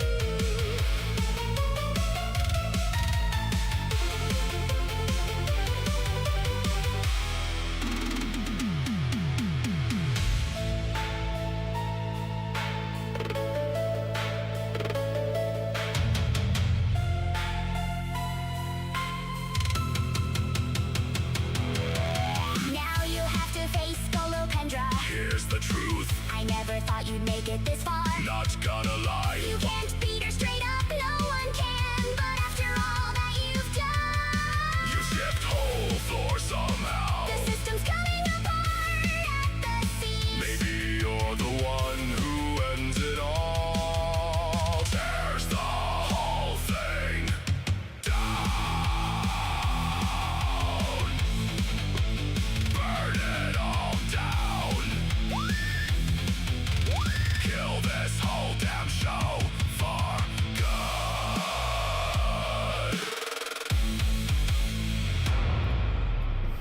I don't know why I like that song so much. It's just like a weird, you can tell it's like digitally like enhanced or whatever, but I don't know, I just kind of like it. It's a cool little weird like internet song that I found recently. I get that way, dude, sometimes. I get a little highly artistic sometimes, you know? And like I'll find a song that I like, dude, and I'll play it, dude, like a bunch. Or like whenever I do hear it, I'll just go nuts, dude. Start bouncing off the walls. Oh, it's my song. That's my song.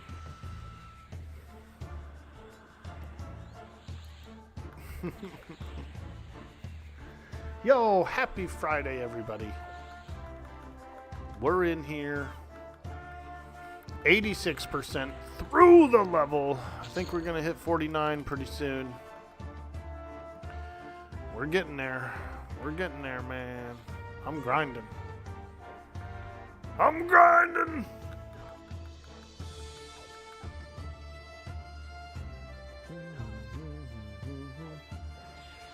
You didn't know you could control ad frequency? Yeah, so you have a choice, right? Like you have some ad choices. If you run 3 minutes per hour, Twitch gives you a 55% cut of the revenue, right? If you go anywhere under that, it's only like 10%, so it's very small. But if you do the 3 minutes an hour, it's the 55% cut, which is pretty cool. You can also choose to opt out of the pre-rolls, but you have to run that amount of ads. That's a minimum you can run to opt out of the pre-rolls. The pre-rolls are really important to opt out of because that's your retention. That's your, if usually people click in, if it's a big old ad right away, they just click away, they're gone. And so you never get to meet nobody. So that's why everybody does it. But you can change the, you have another slider bar that actually changes the frequency. And so the last two options on the frequency meter is 2 minutes every 40 minutes, or it's like 2.5 minutes every 46 minutes or something weird. Like, it wasn't very much more for the longest stretch. It was like, I felt like the actual break itself was too long. It would have been too much. So I said, yeah, let's do the 120 seconds every 40 minutes thing. That's pretty reasonable. That meets all the minimums for the criteria that you want to be and all that good stuff. And it kicks out the pre-rolls and all that other bullshit. And I know it's like some mumbo jumbo jargon, dude, that I feel like, but it is what it is, dude. I'm a jargon dealer. I'm a dancing clown on the internet and a jargon dealer. What are you, Orky? Well, I'm a dancing clown on the internet. What do you think I am? Come on, get him. There we go. I know, it's stupid. It's overly complex. I'm just a simple orc, dude. I just want to play games with my camera on, bro. That's all I want to do. Don't make me do all this math.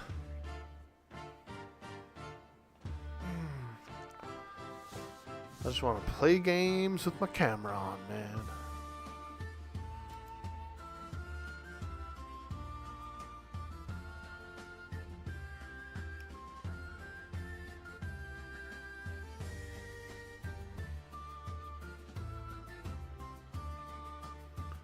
We should take a quick AFK break, I think. Let's kill the Afridi.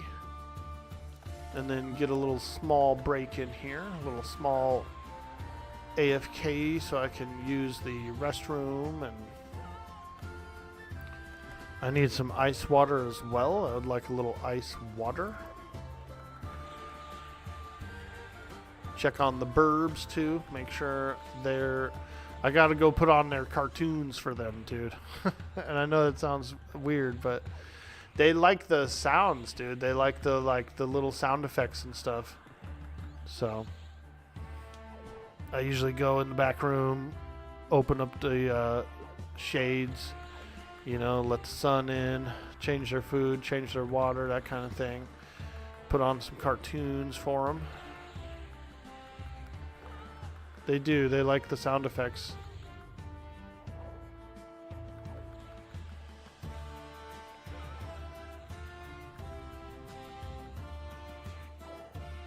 I always say it's going to rot their brain. I always go, don't rot your brain, boys. Because one of them likes to actually like sit on a perch and look at it, dude. You can see his eyes looking at it. He watches it.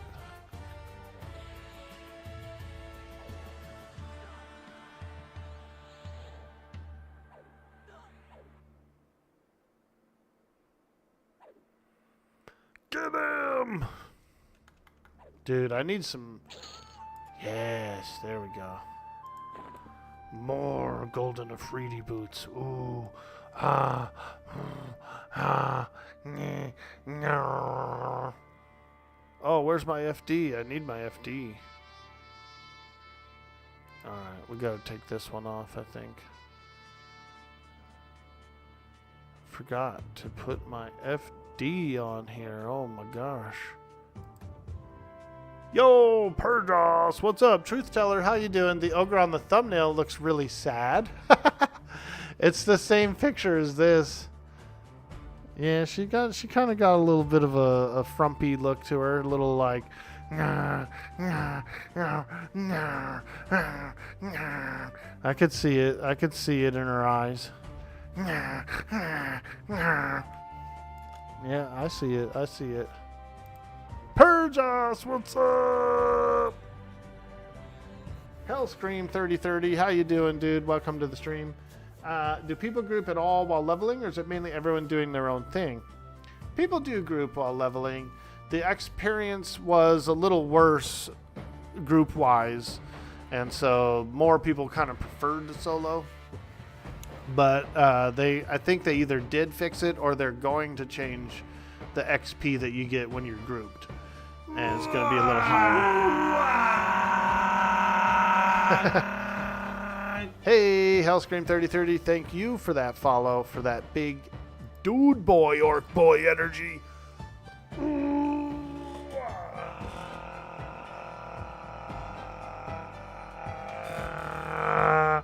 Appreciate it. Appreciate that follow. Thank you.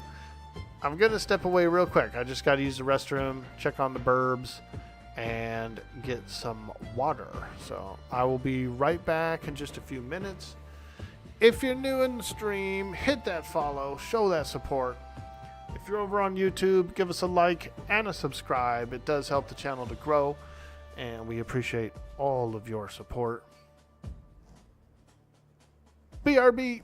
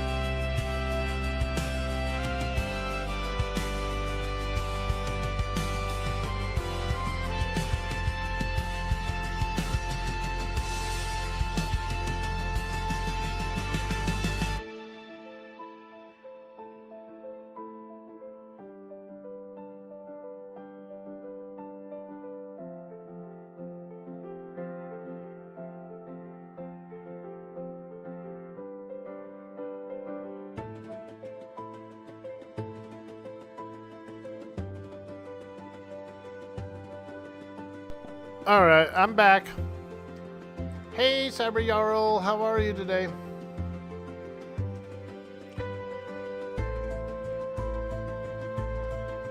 Hello. Hello, you like this music? So I've been making my own music on Suno lately. Using this instrumental feature. So like what I'll do is I'll put in like dungeon synth, you know, adventure, role play, dragon, you know.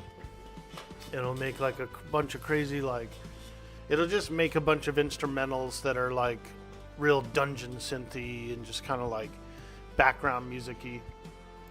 Because all that stuff I used to listen to is now DMCA on YouTube all the time. So I was getting, not dinged, but like I was having to like correct a bunch of videos and a bunch of streams and like trim segments out and all this other dumb stuff. And I was like, man, what can I do to get like the same kind of good music, but like it's not going to be copyright, you know? So I started making AI music. You can make about 10, sometimes even 20 songs a day. So you just keep making them. You just keep making more and more instrumentals of certain varieties. And I've got a bunch of different folders like pirate music and those other songs that I do for like hype trains and all that other stuff. So it's working out. I mean, it's good. It's easy to use. It's fun, and like the instrumentals are coming out pretty good. So I just kind of switched over to that. And it's actually working pretty well. And the music isn't bad. You know, sometimes you get a song that's not your favorite, but you can also you can just delete it or whatever out of your list so it never plays. You can make custom lists. You can move songs around to custom lists. You can download the songs, the entire MP3, which you could play in an external player if you want to. So, I don't know. It's pretty good. It's been pretty good. Used Epidemic Sound. It's sub-bass, but it's a non-AI DMC-free music. Oh, nice, dude. Hell yeah, hell yeah. Yeah, I've been making some pirate music these last few evenings, and I will say I'm rather impressed with, you know, with some of the music that it comes up with. So, can it make sea shanties with lyrics? Absolutely it can. You can have it like just come up with its own lyrics. You can plug in your own lyrics, and it'll sing them. Oh yeah, it does great sea shanties. Suno is actually pretty good. They've had a lot of advertisement for it too lately, and so it is getting a lot better. But I'm a big fan of Suno. I've fiddled with it a little bit, and I'm doing all my background music with it now, and so yeah, big fan. If you subscribe to Suno, I think it's like $8 a month or something. If I was to do it, I could make a whole bunch more music, and I could like remix things and cut stuff out, and like you get this whole better like studio that you could do stuff with. Also, you get the rights to the songs if you sub. So if you wanted to, for example, like start putting them on YouTube or something, you know what I mean? You can. And so that's kind of cool too. I don't know. I've considered it, but we're trying to keep the budget low, you know what I mean? But I have considered subbing to it just to like even if I did it for just 1 month, you know, and just like cranked out a bunch of music and got a whole bunch of playlists and stuff ready, it could be worth it.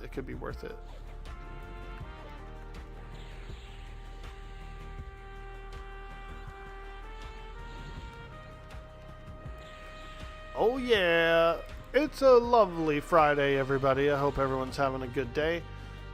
Today should be pretty nice here, pretty nice. We're expecting 85 degree. A little 85er, that's pretty nice. See if I wonder if that forecast is still correct.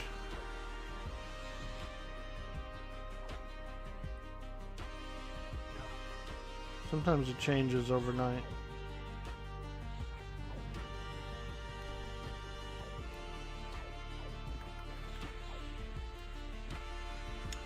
A little higher. Went up to 88 at the high.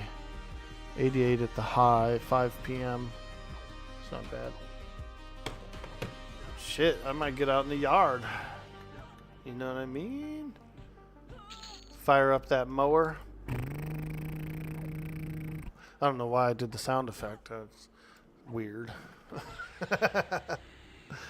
Fire up that mower, baby. And suck up some leaves. That's what there's no real grass out there to cut, but there is some leaf litter, and you know, could suck it up. I actually need to run the blower.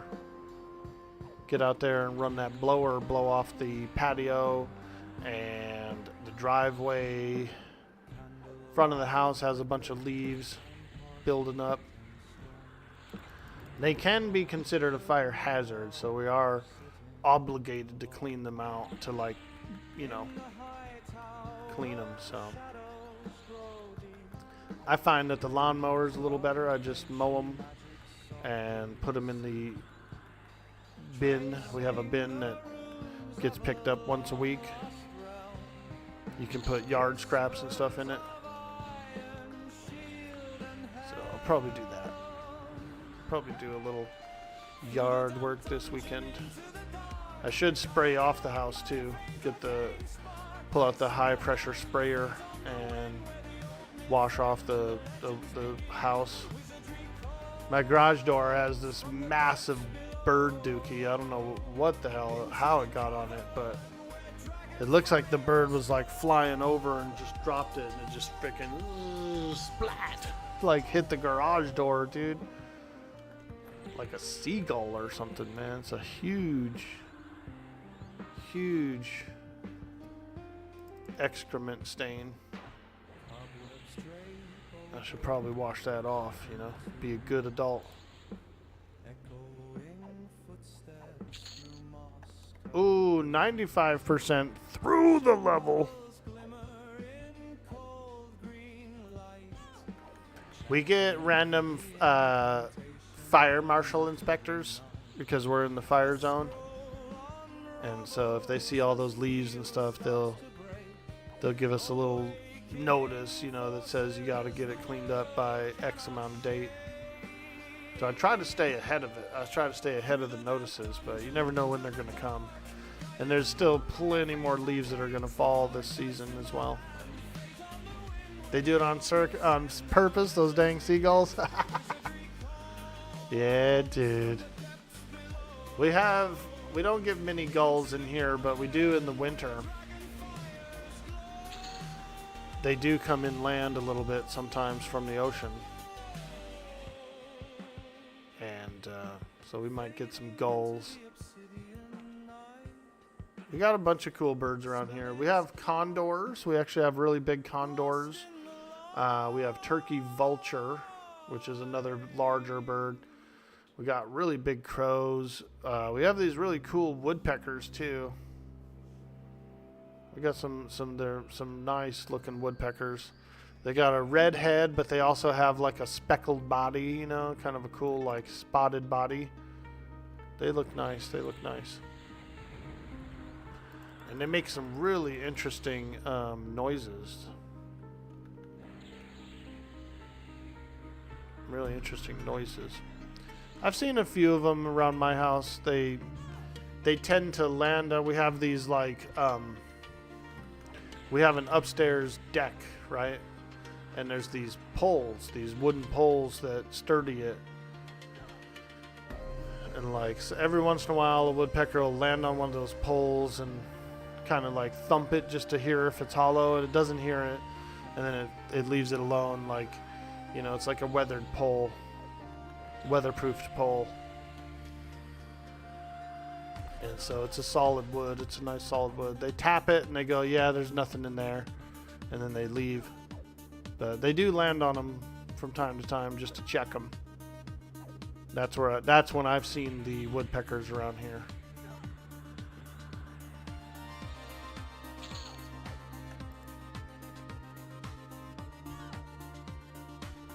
Them peckers, boy, they come in. You can hear them sometimes. A couple yards away, you might hear them woodpeck a tree. Brrr, you know, and you're like, oh, dude, I heard one.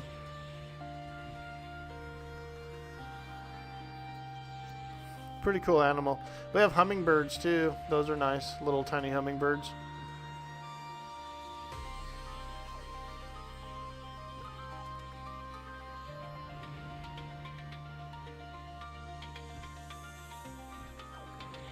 Damn hummers. Come on, baby. 2%. 2%. I can do it. I can do it. Very high accuracy. Dude, I haven't seen one in real life, but I've seen pictures of cars that are like completely coated in seagull waste. Oh man, those are gross. Imagine getting into that car to try and move it, or you know what I mean? Like, you'd have to hose it off. You'd have to wash it right there. 2%, quick, somebody train them. Ha ha. We are in our own solo instance. The only person who can get in here, there's one person who I know who could get in here. And she's probably busy today. She's always busy. Our sweet, sweet secrets. We love her. We love her. She's so cool.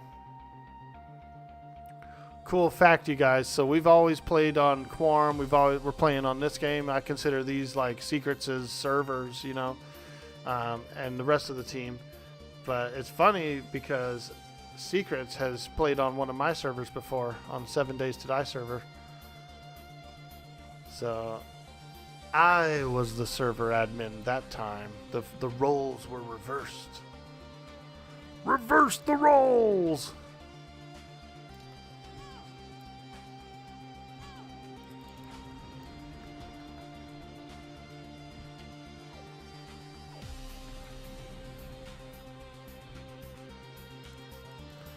Oh yeah, come on baby, we're leveling up.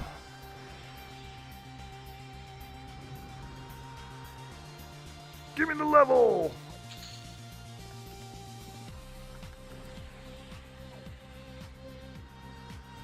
Oh yeah, look at that ding bar.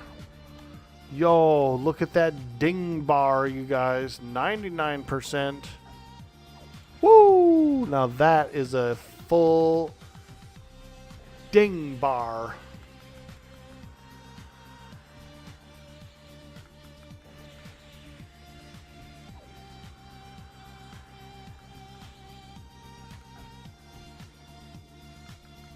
That is a full ding bar, chat.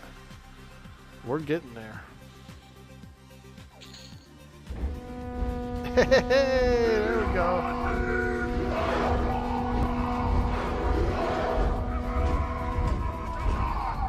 Oh yeah. Oh yeah.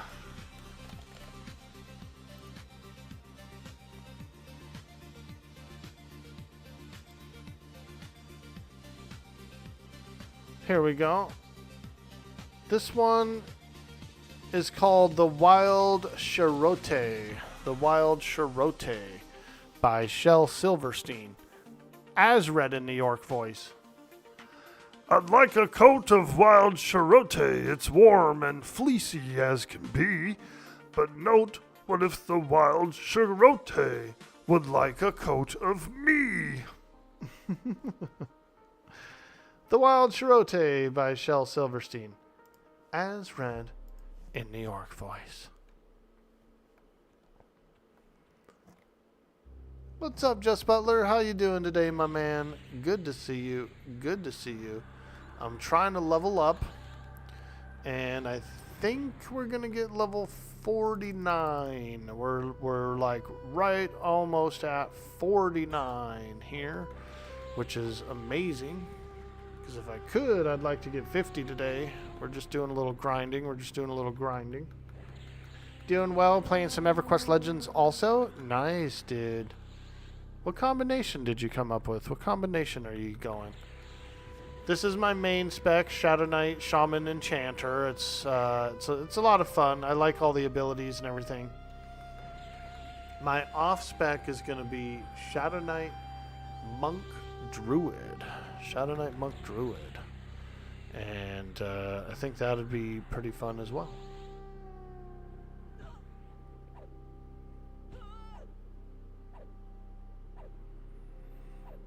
A lot of damage with the monk built in. Ooh, 49. Let's go. Dun dun dun dun dun dun dun dun dun dun. Tequila. Your main is Paladin, Monk, Enchanter. You're trying out SK Shaman Necro today. Ooh, very cool, very cool. Yeah, that'll be strong. Those are some strong combos.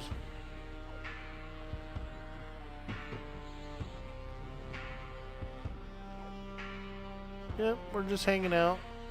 We are down in Solby at the Afridi camp.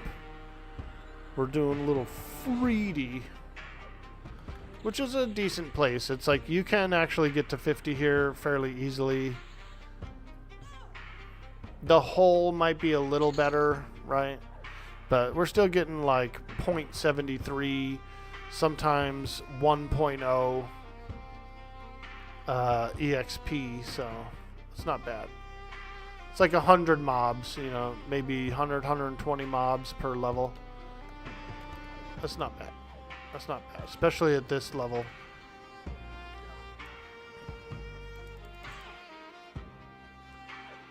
The planes were actually pretty decent XP as well. They were given about 1.5% per mob. Even though they're much like sturdier, much tougher. You get like gear as well, so it's another place to level. Pee Wee Herman, as read in the York voice, dude. I like Pee Wee Herman, man. When I was a kid, dude, I loved watching Pee Wee Herman.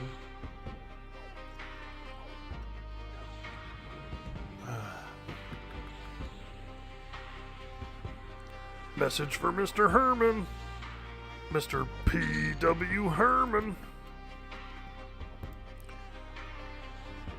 I liked him, and then when I became kind of like a teenager, like middle school / teenager, I really didn't like him. Like I had the opposite. I started to dislike him. I didn't dislike Paul Rubens though. Like if I saw him in other movies or something, it was cool. I was like, yeah, that's cool. But I stopped liking the Pee-wee character when I was a teenager. I remember like being like too cool for it, you know, like it was too adolescent for me. I do distinctly remember that. But then I got back into it later in life. I was like, dude, old school Pee-wee, man, he's the bomb. He's the bomb. There was a certain like phase though where I'd grown out of it for a bit.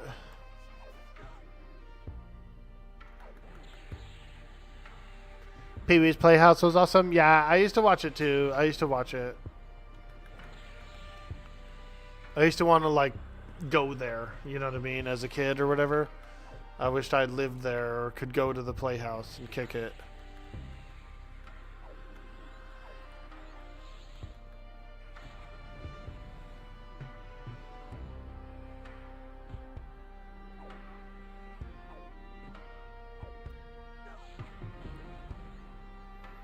Yeah, I liked all the characters. There was good characters. The chair character was really cool. But he also had like guests that would come by. That was kind of nice. Overall, I think it was a pretty good show, and I do feel like even though it had its like silly tones to it, I do kind of feel like it was a little bit more of a mature show that did teach some valuable lessons, like more valuable life lessons than other shows in that era did. So when you look back, yeah, it's like a super weird Mr. Rogers. Exactly. It was like for goofy weirdos, you know what I mean? But it was like wholesome. It was wholesome the whole time. Like it wasn't weird or creepy or anything. It was weird. It was like slapstick weird, you know, like.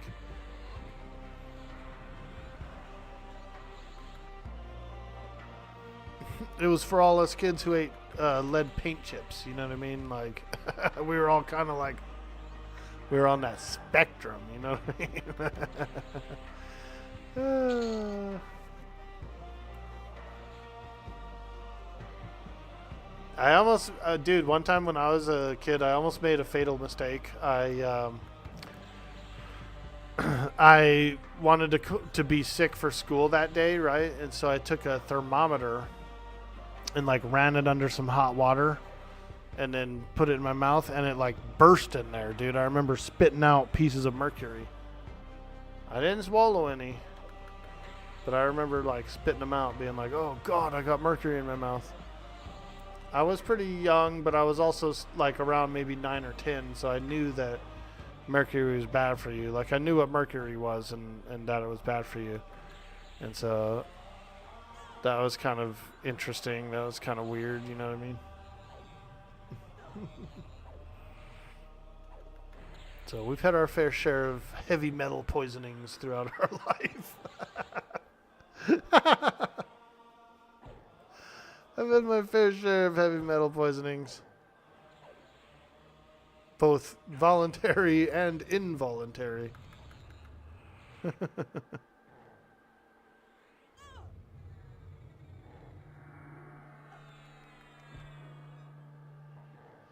Oh, I'm getting low. The Safridi's beating me up, dude. Ooh.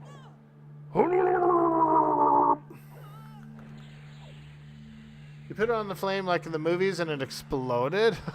Nice. That happened to you, dude? Yeah, I ran it under some warm water, like hot water, though. And it definitely, like, broke the seal or something, like, whatever happened to it.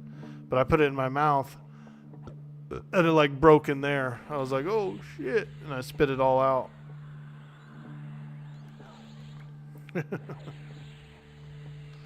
My mom wasn't having it, dude. She didn't let me stay home from school. Like, you had to be, like, real sick, dude, and had to, like, prove it and stuff to stay home from school with her. She wouldn't let you. She wouldn't let you.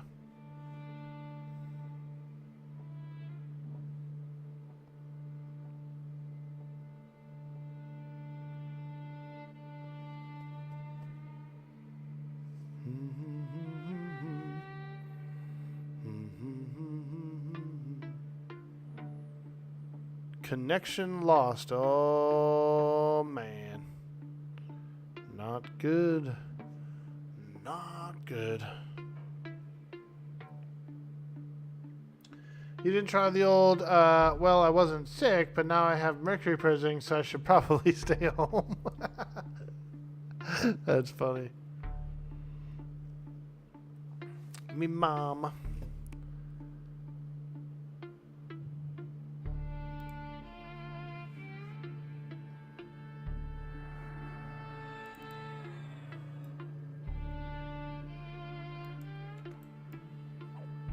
Oh yeah, level 49, chat. We're getting up there. We're grinding. We're grinding.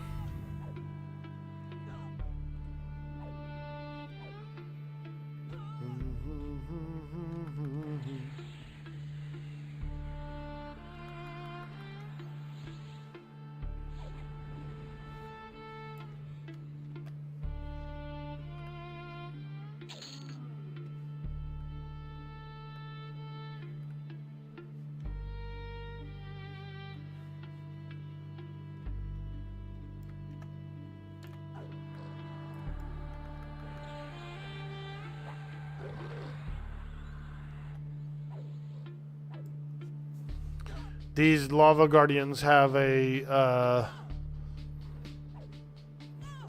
a damage shield. They have like a fire damage shield. They're made of fire, so... You live 2 blocks from high school, so you would just peace out whenever you wanted and go play some EQ. Study hall before or after lunch? Nah, that's grinding time. Hell yeah, dude. For some reason, your grades went to absolute shit around your junior and senior year.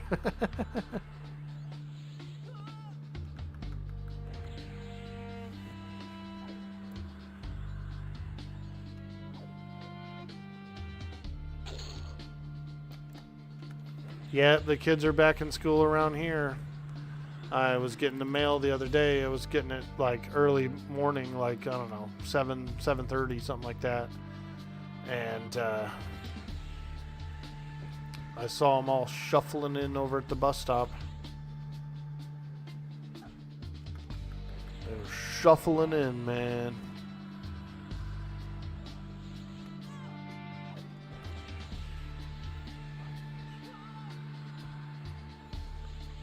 I think we have an elementary school. Yeah, we have an elementary school nearby. And then the junior high / high school is, I think it's like 10 miles away or something. It's over in the next town over. It's like I think it's like 6 or 7 miles away. So like all the older kids ride the bus to it.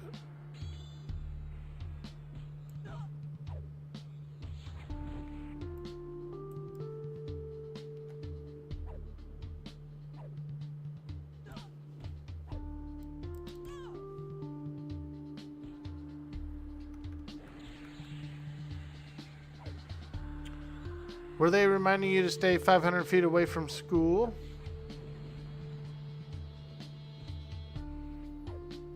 Dude, my old place, my duplex, it was behind a junior high. And I could even hear like the bells ringing and stuff. Boop. They had these like future bells, you know. It wasn't like a bell, like a ringing bell. It was like this tone, this like boop. And then that was their bell. I actually went to that junior high too when I was back in 1991. But I think they had actual bells back then. I don't think they had that tone. Somewhere along the line they switched to a tone. But they had this crazy alarm, like a burglar alarm, or if somebody broke a window or something over there. It sounded like a prison, dude. It was like, nee. It sounded like a prison, dude. It was creepy. And I used to live next to it, so like 5-6 times a year, you know, you'd hear that alarm go off. Fucking prison alarm, dude. My backyard was like a ball pit. All these balls from the school would end up in it. And my backyard was like 2 yards in, so where my duplex was, it was in this cul-de-sac that butted up to against the school, but the fence was closed off. There was no, like, you couldn't walk through it. So our little court was pretty, you know, quiet. You could still hear them over there, but they didn't go through it, so we didn't have to worry about dealing with punks or anything. But the way that my backyard was I was actually 1 yard over from the one that was directly next to it. So whenever kids would like punt the ball, or it would go over the fence, and it would go over like two yards worth into my yard, and it would just like stay, dude. Like it was like a graveyard of like balls back there. And what I would do every once in a while, I would actually throw them over like back to the school.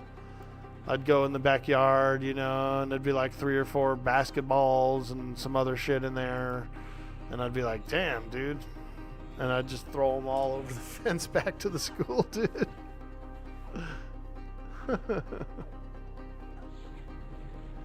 Being near school sucks. Traffic's awful. You're right, dude. If I would pull out, like in the morning, if I would pull out and I had to go like past the front of the school, and they were all lining up and dropping off or something, or even picking up, like it could happen around 3 o'clock too.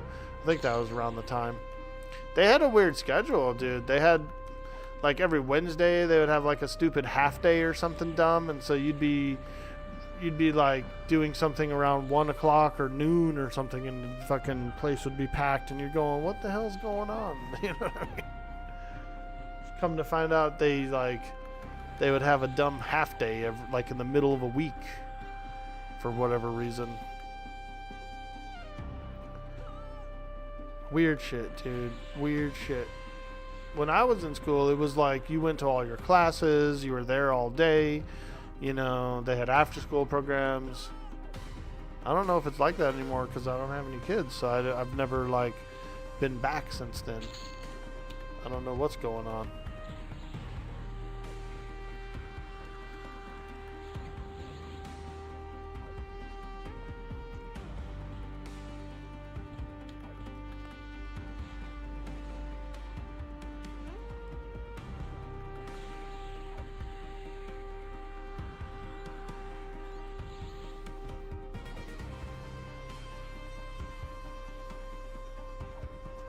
Do you think the admins are overpaid in school districts as opposed to like the difference of the teachers? You know, like the teachers are kind of low and the admins are a little extra high. Depends on the admin. Yeah, that's true. That's true.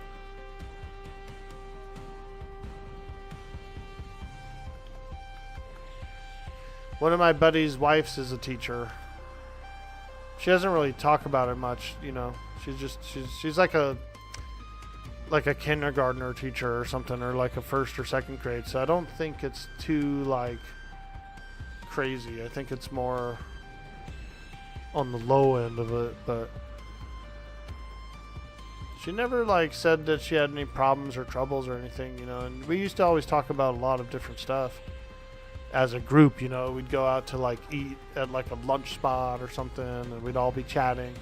She never really brought it up much, so I don't know. I guess she was pretty content, or I think it was pretty easy for her.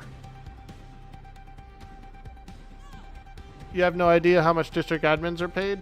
Some of them are really high, dude. Some of them are like a little crazy high.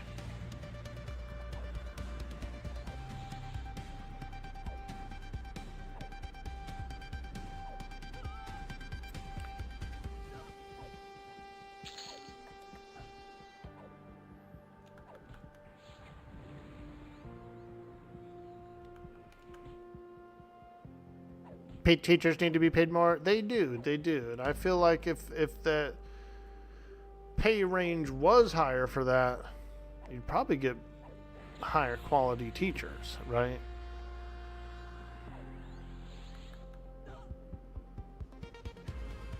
I don't know, maybe.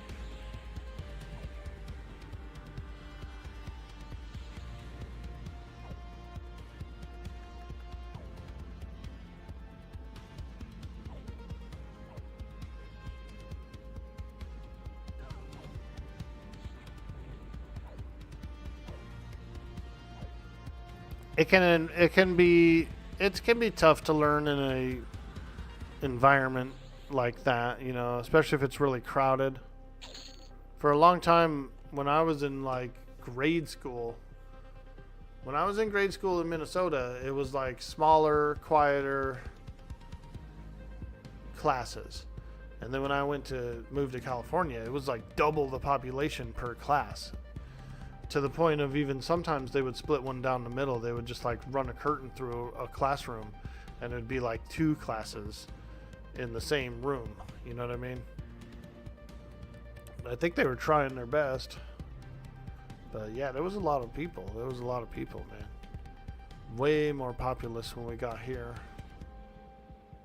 Yo, Kentucky, what up? It's no secret. Cyber says it's no secret that the education in the U.S. is not so great. Yeah, you're right. You got to pay good money for the good stuff, right? Like, the public stuff is like slapped together. It's like, what are we going to do with all these people? You know, okay, we'll just cobble something together. But if your family is fortunate enough to send you to one of the good spots, it's a whole different world. Kentucky, what's cracking, dude? Dude, you have to be hella stoned to put up with someone else's ill shit. Your three little ones push me to the edge at times. Dude. When I was a teenager and I used to have to babysit my little brother and sister, I felt that a little bit. I was like, they don't listen. They don't do nothing. They're messy. They're pigs. They're, you know what I mean? Like,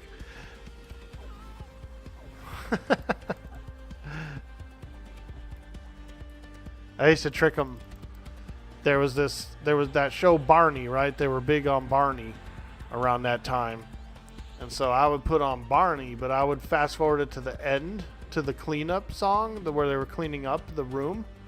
And I would just play the cleanup thing over and over again and get them to do all the chores around the house, like including some of my chores too. I was working alongside them though. It was like we were all doing the shit, but I abused the hell out of that cleanup song, bro. Them kids cleaned up the whole house, dude. We'd be in there doing the dishes, like we'd be in there doing everything. And then the parents would come home and I'd be like, all right, everything's done. See you later. I'm going out with friends. And they'd be like, all right, cool. You did all the shit.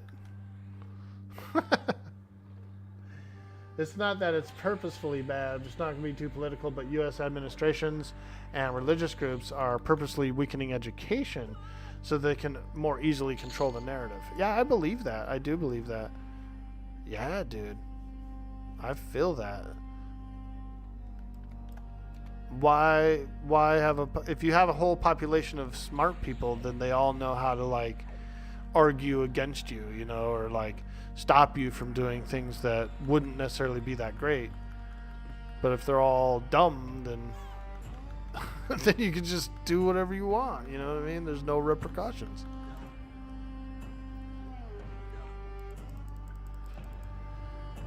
I think that like the options are there and like there is good stuff. I just think that, you know, it's you have to have those resources. You have to have the money for one, because those kind of places have always been expensive. And then you got to have the motivation too to like send them there and get them prepared for it and get them to be a receptive person who learns. And not everybody can learn well. I was one of those kids that just wanted to like play, and I didn't care about anything really, you know. I mean, then you get kind of older and you mature and you're like, oh, I should probably learn this stuff. But when you're in there, when I was in there young, I just wanted to like play at recess and chit chat and like sketch shit out in my book, and you know what I mean, just fart around.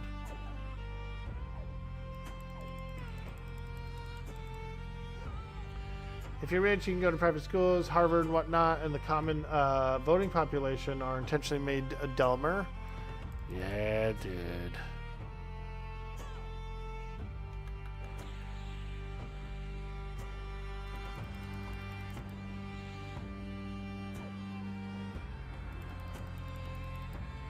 Yo, Aurora Adastra, what's up? Oh my gosh, lady. Woo, how are you? Rokeb says, even some expensive private schools are just teaching indoctrination. Your ex-wife went to a fancy Christian school and she was convinced by her teachers dinosaurs are just a liberal hoax. Yeah. But she's been to a museum since then, right? Like she's actually seen the real bones and stuff, or... And she's probably like, oh, why the hell did they teach me that? There's the bones. I found a mastodon bone once. Me and a buddy of mine, we were in Sulphur Springs, Texas. We were at a riverbed. And we found a legit mastodon bone.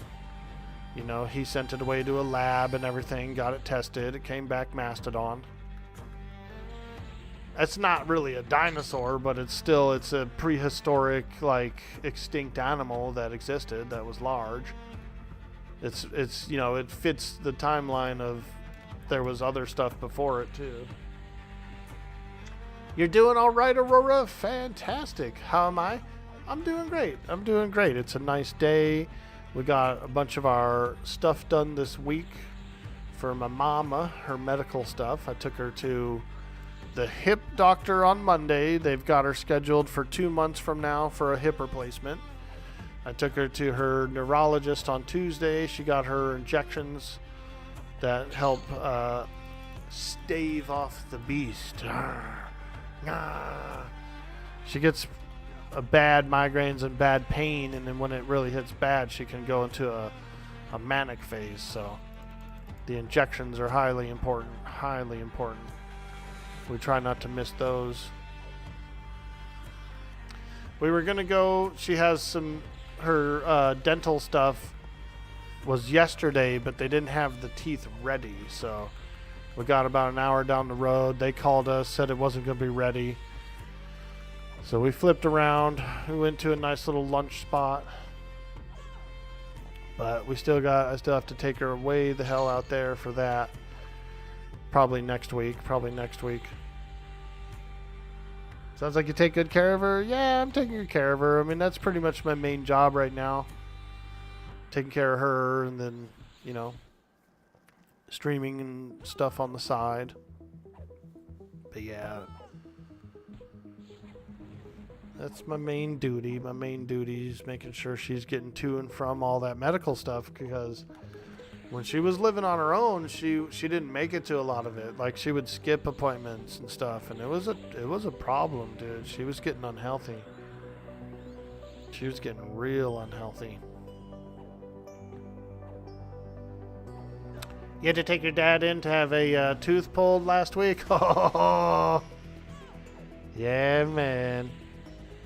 My mom, she had some dental work done, and like one of her tooth extracted or something like that. I think she missed the follow-up. I don't think they just didn't sign her up for a follow-up. I think she missed the follow-ups and never went back, and then that dentist went out of like practice or something. So she was in the middle of some procedures and never went back, and then because she had some teeth extracted, her whole top of her teeth moved around, and like she hated it. She hated her smile. So we got her the implants, right, on the top. And she likes those. She does like those, but she's tough on it. She broke the last pair. She was trying to open up a nail polish with her teeth, broke the denture, and so, you know, it's putting her through a little trouble. She's kicking her own self in the ass for that.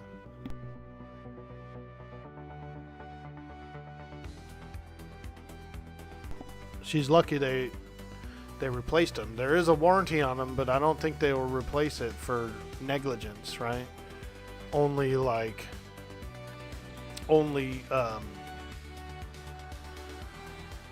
defect. Defect is covered, but not negligence. Like if you're using your teeth to open something up and they break, bro, they're not going to cover that all the time. Eventually they're going to be like, hey, we can't do it. You're going to have to pay.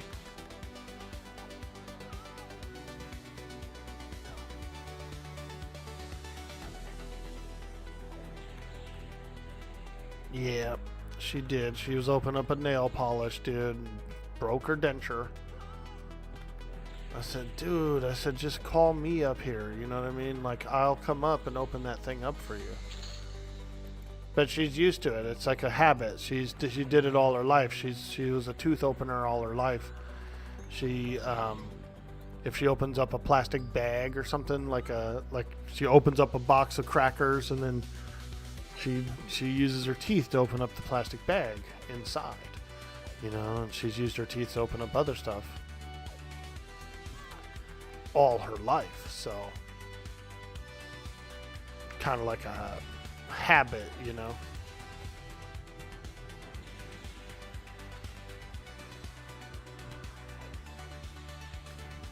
I said, get a knife, call me, I'll come up and open it.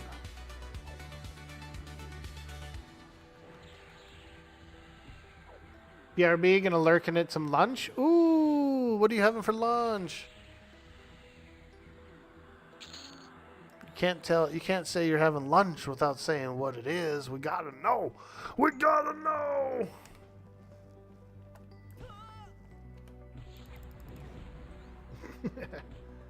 Hey, Flintlock Pixel, what's up? Orc tendencies? Yeah, dude.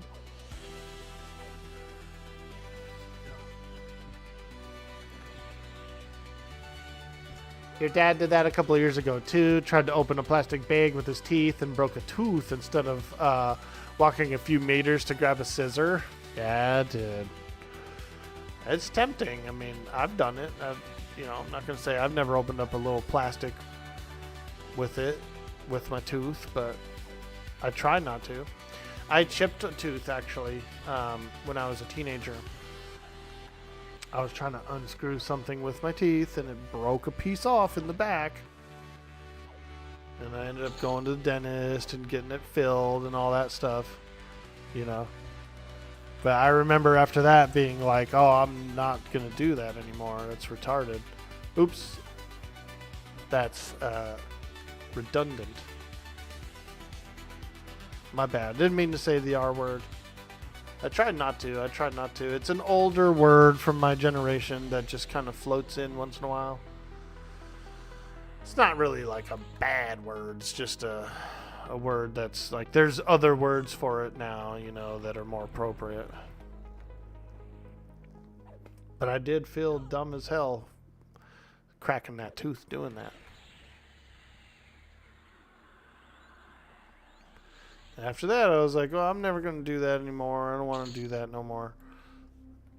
I'll just get a tool or, something like that.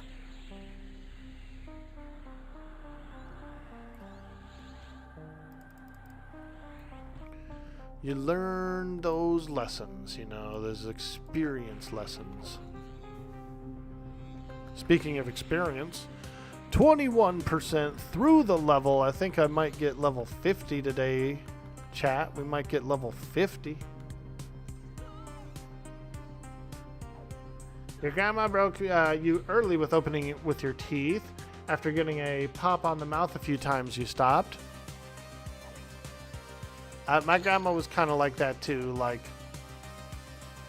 my mom's mom. My mom's mom was a little more gruff. My great-grandma was pretty gentle and kind. She didn't really spank or anything like that. But my mom's mom, dude, woo, she whoop your butt if you were messing around. She was a nice lady though. She just, only if you did something like broke something or made a mess or something, she'd whoop you. As long as you were like polite and clean, you could get away with anything with her.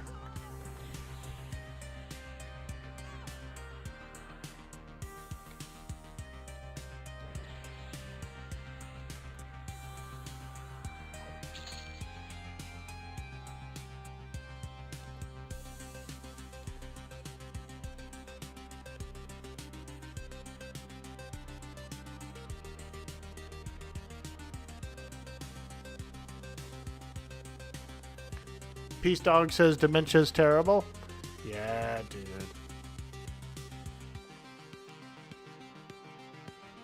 My mom's not dementia, but she's a slightly demented. She's That's a terrible joke. She goes through manic depressive phases. So sometimes she could be like real up in energy and kind of like, and she has some spinal trouble too. She has one of those rods that's in her spine. She had like a curved spine when she was young.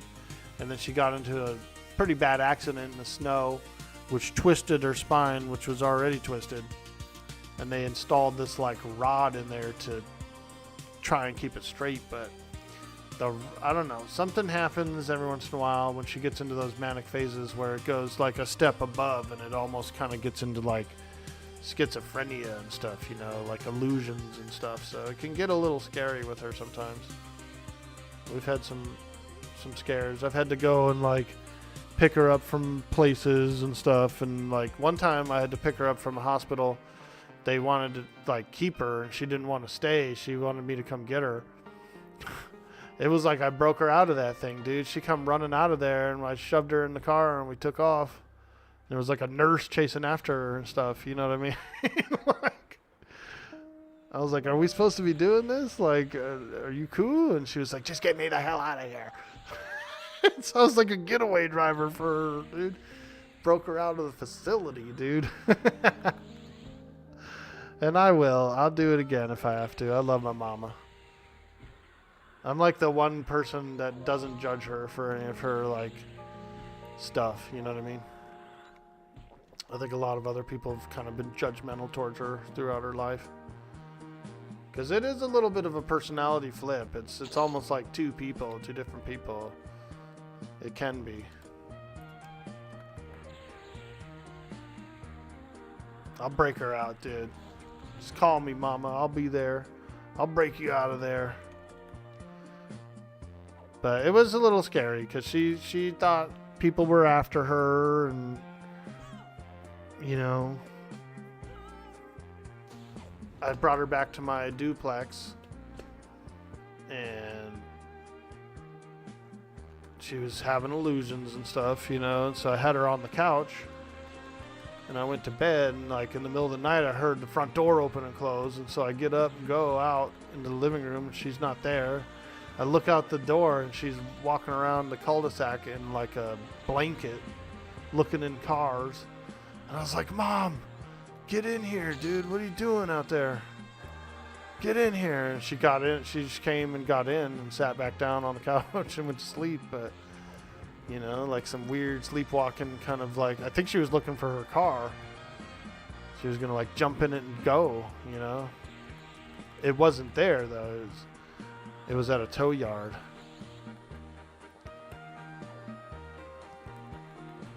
Yeah. Scary sometimes. It's like a dementia in a way, because she thought at one point she was sitting on the couch, she thought she was in a meeting, like in a business meeting or something. It was just me and her sitting on the couch. And it's scary because you don't know like how far degraded she is or was going to be, you know. I think keeping her in a safe and like clean, sterile environment for the last few years has been really helpful. She's been eating good. I feel like that's a part of it too, like proper meals and stuff, keep her sanity.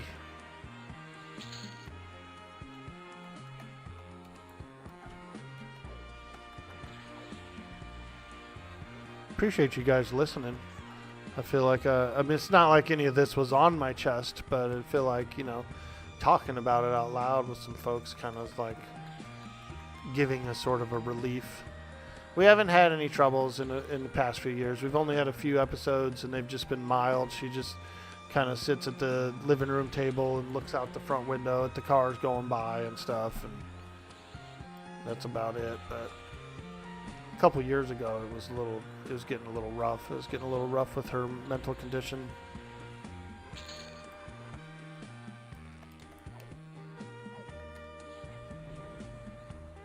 Your mom's parents were way disciplined forward, but it took a lot to get past the timeout.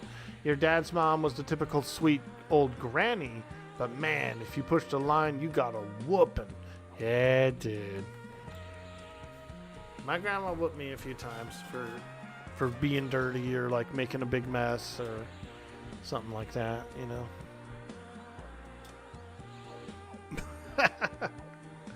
That grandma was a trip, dude. She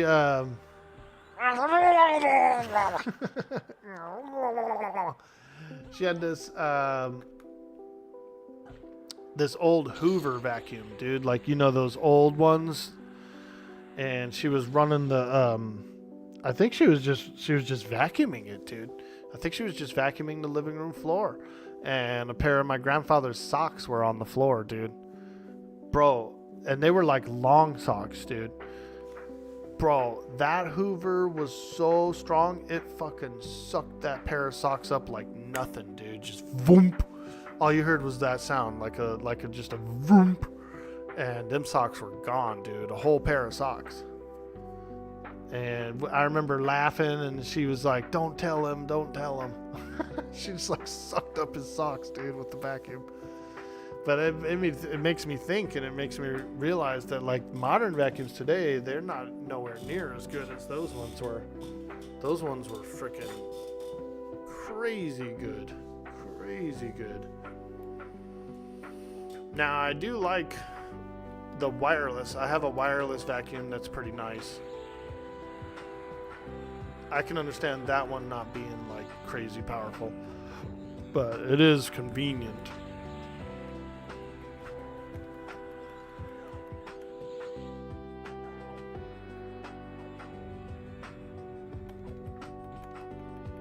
Yeah, dude, she sucked up a whole pair of socks, dude. Long socks, too, like big socks. Back in the 80s.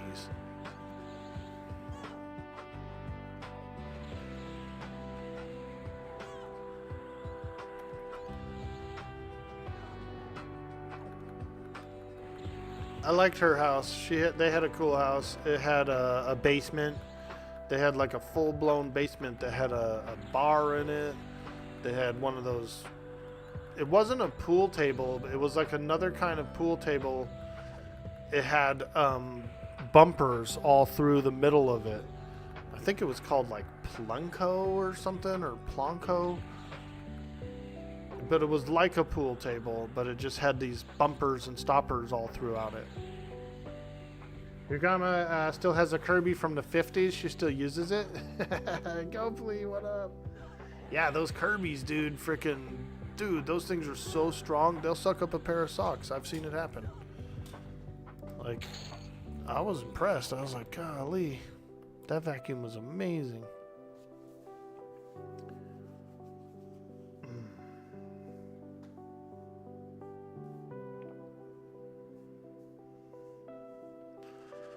I have a Dyson. It's like a wireless Dyson. You charge it up, and you can do a few things with it. You can like have it like a normal vacuum with like a long tube and like a bottom thing. You can use it like a small little dustbuster style thing. You can like pull that off and put another attachment on and dust bust with it. So it is a cool little Dyson. I do like it a lot. And then I have a Bissell, like some sort of Bissell vacuum that's much stronger. But what's nice about them is you don't have to have all those bags and stuff. Do you remember when vacuums had bags? That sucked. I guess it was like, it was like, oh, use a bag, it's cleaner. You just throw away the whole bag and get a new bag. Disposable bags. I don't like those. I'd rather dump out a reservoir, you know what I mean? I'd rather just have it all go into a little container and then you just dump it in the trash. When I used to work at Kmart, we used to sell vacuum bags. I remember like it was a big thing. People would come in for vacuum bags all the time. All the vacuums took vacuum bags. I suppose you could have just dumped out the vacuum bag, but they made them kind of like sealed at the top to where it was only like a little hole, like a little tube. It would go into the side of the bag would fill up, and then like you couldn't really dump it. You had to like throw it away. If you cut open the top, you'd have to reseal it, I think, in order to get the suction. So they had kind of a little thing going on with those bags. Luckily, the technology shifted a bit, and now we can just dump reservoirs. Do I remember when they would pick up a bowling ball to prove the power? I don't remember seeing that. But I remember seeing some super glue commercials where the guy glued his helmet to a bridge, underneath a bridge or something. He was supposed to have been like hanging by his helmet. That's fake, bro. That shit was fake as fuck. Guy hanging off a bridge with super glue, dude, on his helmet. Bullshit, dude. That shit ain't holding that. Some of those advertisements and slogans and stuff were so bad back then.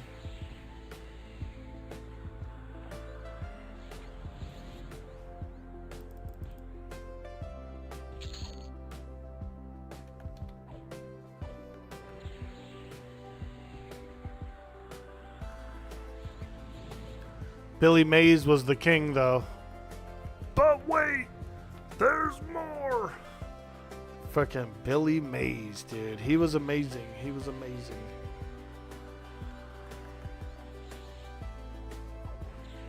How old was he when he passed away? Billy Mays here. Billy Mays. Let's see. Dude, his beard was dark, dude. Look at...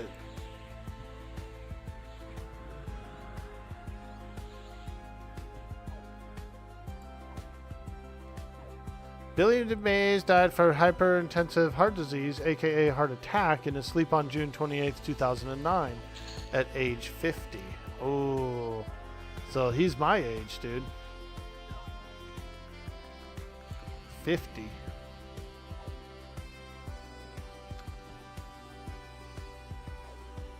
I'm 48, but I'm going to be 49 in January, which isn't that far away. And next step, 50. So I feel like I'm pretty much getting pretty close. Same age as Billy Mays, dude. Oh. Orky Mays. Let's go.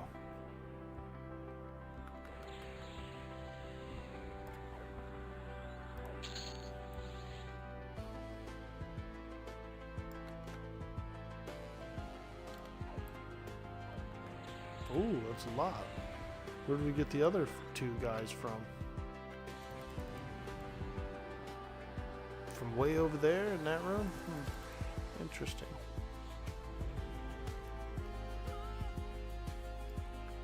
It's a good thing I got crowd control. That's the thing about being an enchanter. Is just, you can just lock all that stuff down.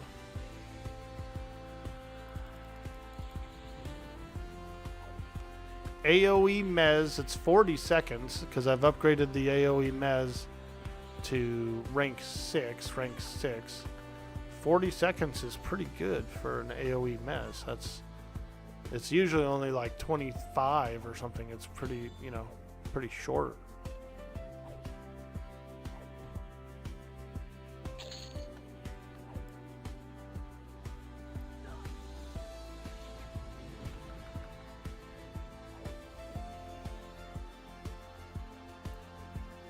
%, through the level. We're working our way to 50, chat. ENC was first class to get nerfed, so you know they're good. Yeah, dude. Yeah, they're good. And no other game will like build an enchanter like this one. Some of them will build an enchanter that's like partial, but they never go as far. They're like, oh, it's too powerful. It's too powerful. All enchanters are nerfed across the board on every game because of this one, because of this enchanter.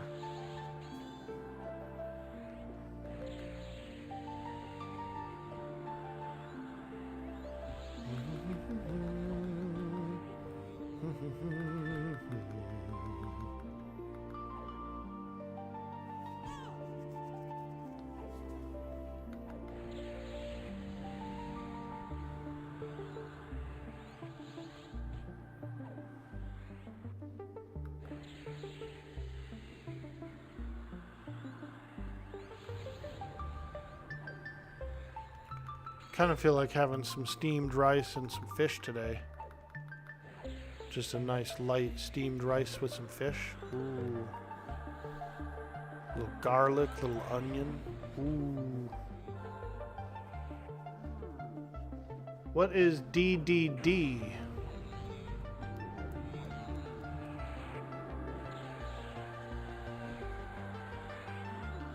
I don't know.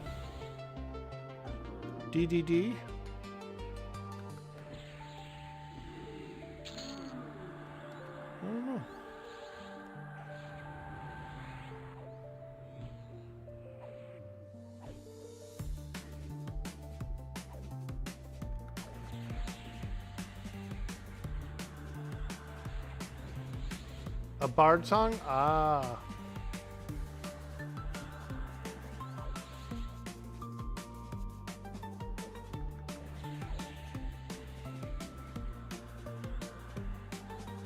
Oh yeah.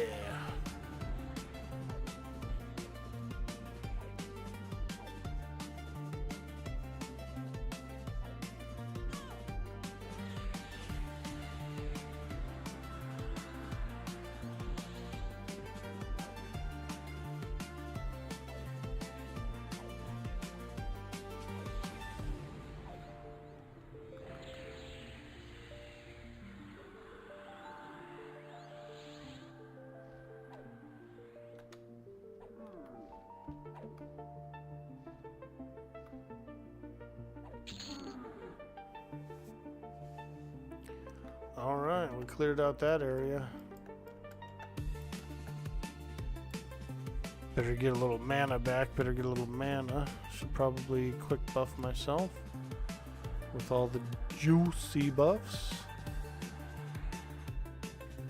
Which also is clarities in there too. Need that sweet, sweet clarity. Denon's Desperate Dirge, you think the name is? Ah.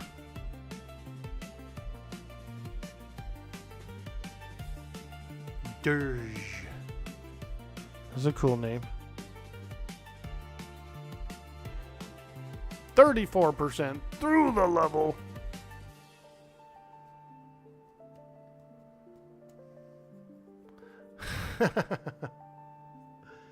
We're cranking.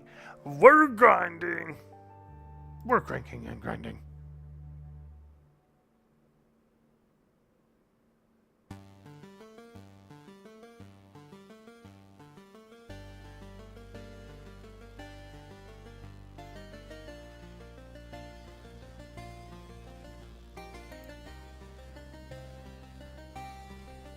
Almost all of your Class A's are for Bard. Oh, you know what? That reminds me. I was going to finish off this one AA. What is it? Let me see.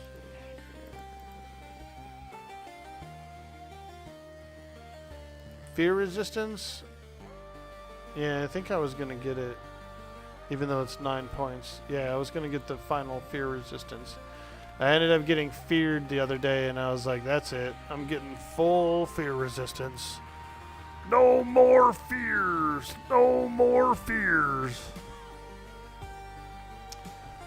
Dude, we could turn that into an Ozzy Osbourne song. No more fears. Dun, dun, dun, dun, dun, dun. No more fears. Twitch, clip that.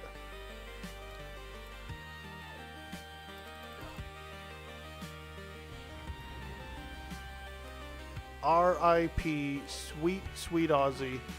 I've been seeing some clips lately of him, like, when he was younger, you know?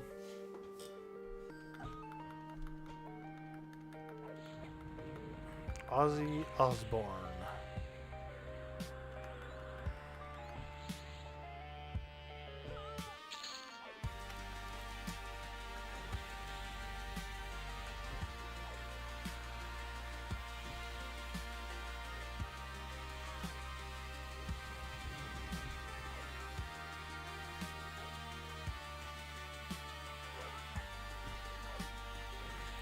Dude, have you guys seen Kelly Osbourne?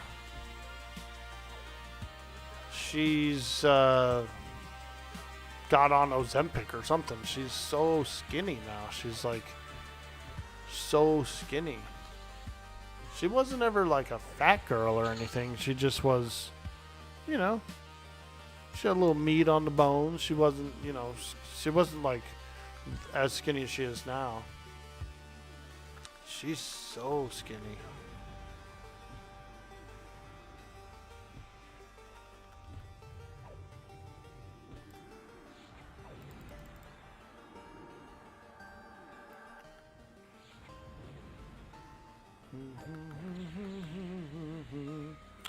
I think a lot of actors and actresses alike have gotten on that new medicine, and they're like almost a little bit too skinny, like very shriveled looking.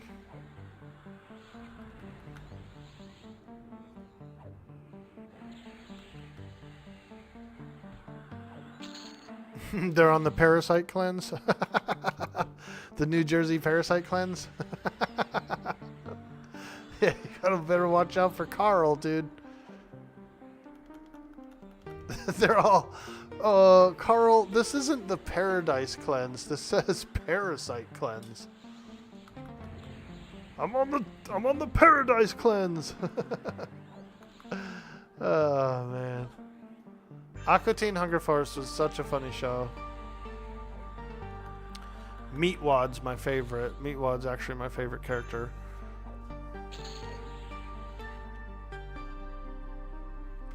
Don't you know what we will? I'm a big old ogre. Don't you know what will? And I'm a big old ogre. Let me check the Discord for the Atlas crew. Let me check the Atlas crew.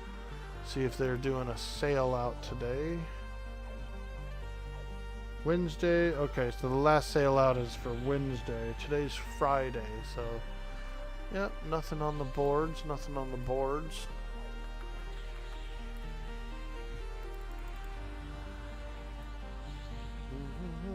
What they'll do is they'll put like a thing in the Discord that says, you know, we're doing a sale out on this date at this time, kind of a thing. And I like that. I like that. That helps keep the sailing a little bit more organized, a bit more structured. That way I'm not like laying on the couch and I'm like, oh shit, there's a sale out right now.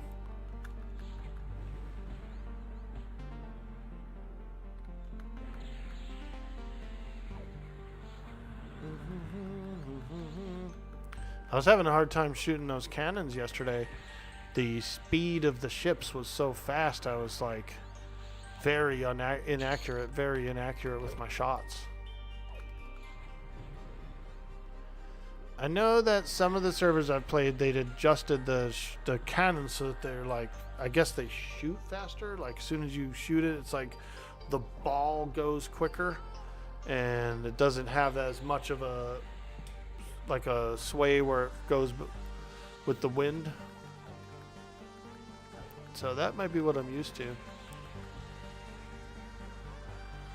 I hit some shots, but if I was to give a percentile, I think it was less than 30% of shots that I actually landed.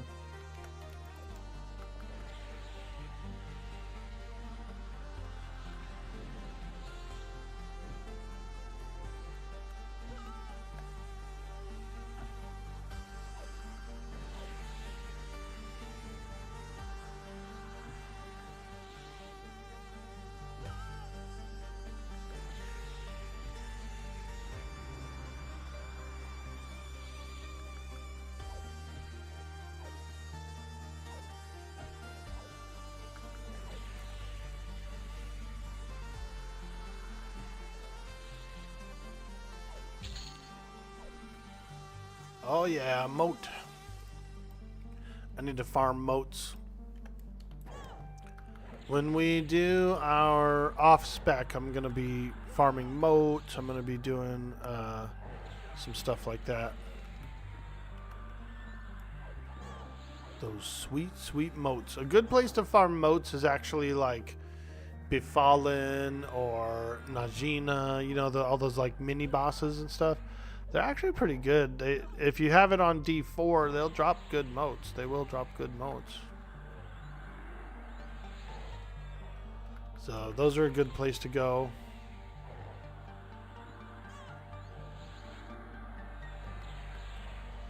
Come on, boys. 40% through the level. Oh yeah, we're grinding today. It's a lovely Friday, and we're grinding.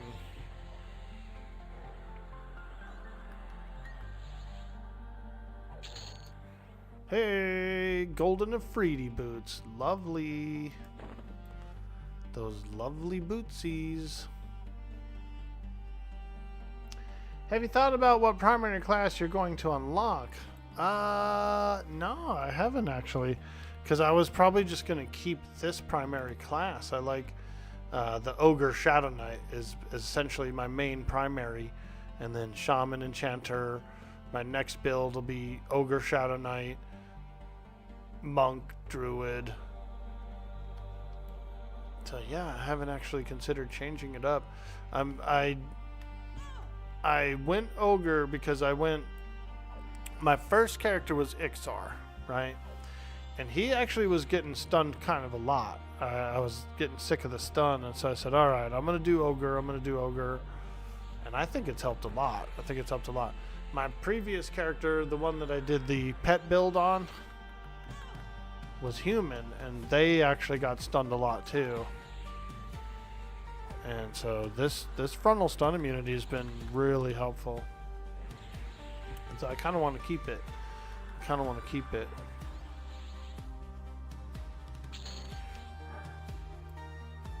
Yeah. I feel like I really like my primary as is.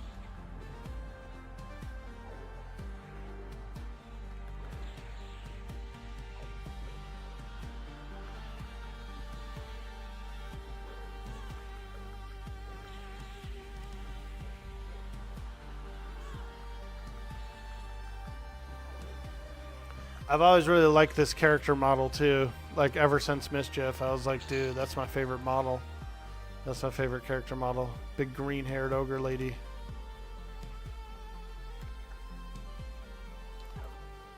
So orky. It's like the most orky character I could find.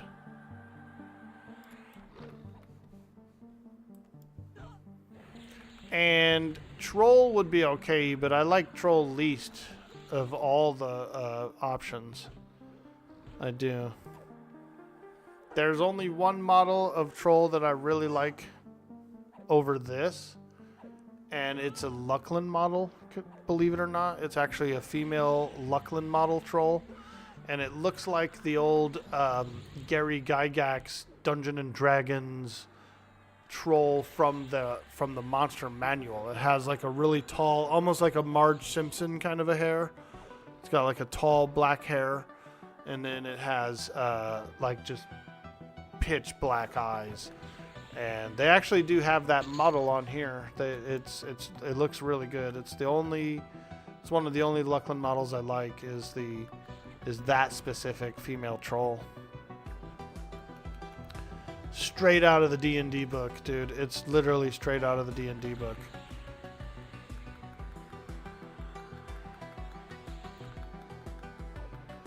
You like the ogre model with the green goo coming out of his ear? I do like that one too, yeah.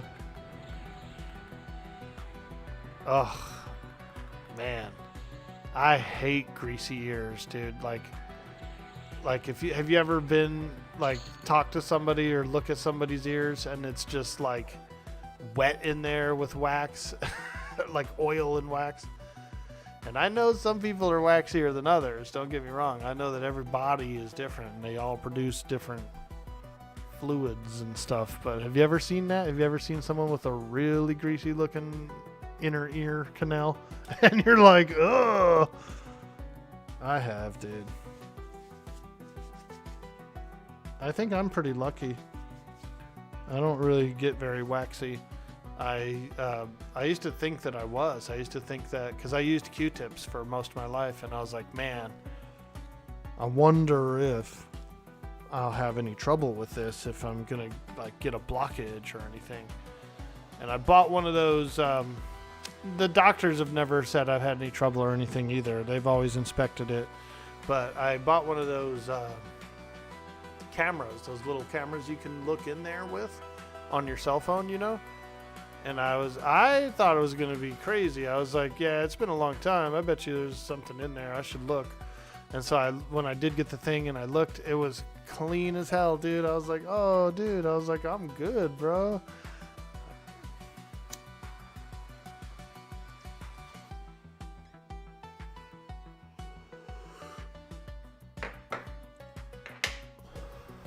because I used Q-tips for a long time, so I really did legit think, I was like, there has to be a blockage or something by now. You know, I should look into it. I should look.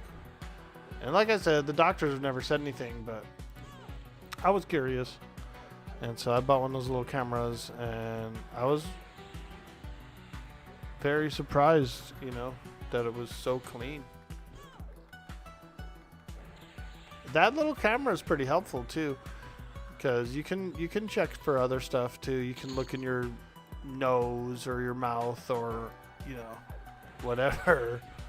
I mean, I know, you know, you can do whatever you want with it. But the one cool thing about it is that it is kind of like a zoom. It's kind of like a magnifier too, right? And I was looking at dollar bills with it, dude. There's some creepy shit in the really small details. There's actually weird shit on these dollar bills, bro. That I was using one of those cameras to look at it.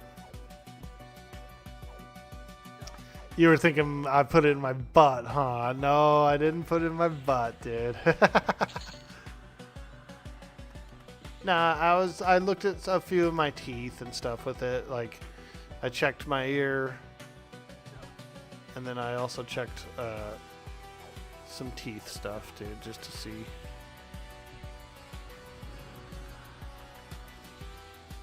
At-home colonoscopy. Well, it has like a little prong on the tip that you definitely don't want to do that with it. Because it's meant to be an examiner, but also like a cleaner. So it's got this like tip on it.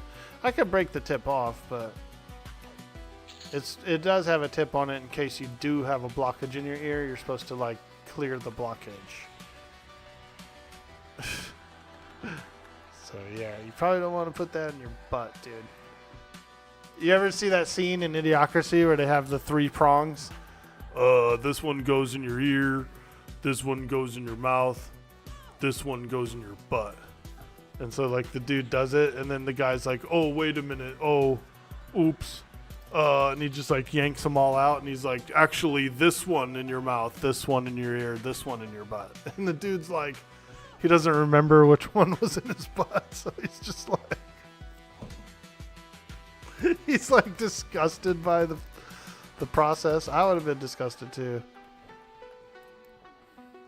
Oh wait, actually, this one goes in your mouth, and it's like, bro, that was just in my butt. Hello. Hello.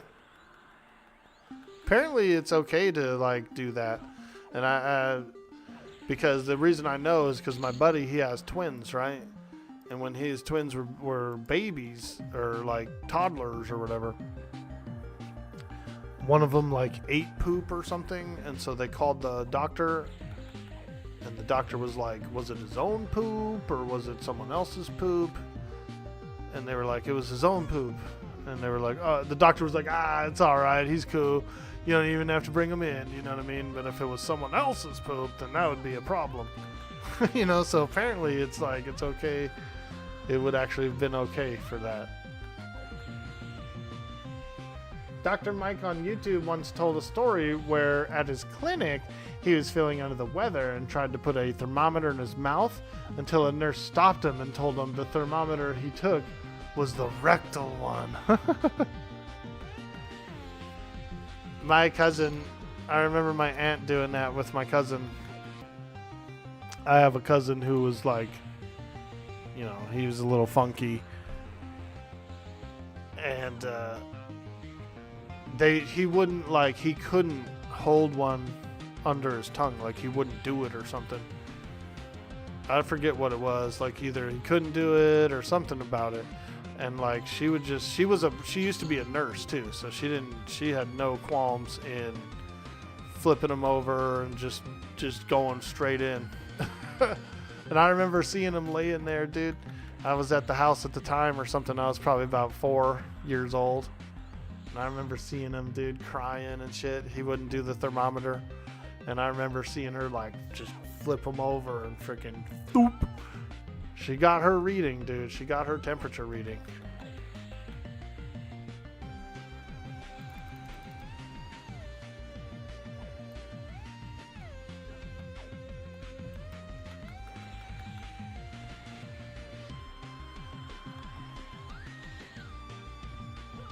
My aunt was a cool lady. We were just talking about her yesterday, my mom and I, because we have, something's been digging up our yard a little bit, like a gopher or something. We have some kind of gopher or some kind of ground squirrels or something that's, you know, kind of digging around out there. I think I might have heard that thing last night too, actually. But, yeah, we got something digging around out there. And so I told my mom, I was like, yeah, I think we might have a gopher or something. And I was like, I don't really care. We don't have a garden, really. We don't. It's not like destroying anything. We don't have grass. We just have like mountainside scrub grass, you know. And like we have to keep that all cut down. So that's all cut down. So it's mostly just dirt back there right now. And something's been digging around. So we kind of brought it up. And we were talking about it. And it reminded me of when my aunt had this one like trailer house or something in Colorado that was behind it was like this big field, and they had actual like prairie dogs out there, big ass prairie dogs. You'd see them standing up, dude, outside their little holes looking around and stuff, you know. It was actually pretty cool.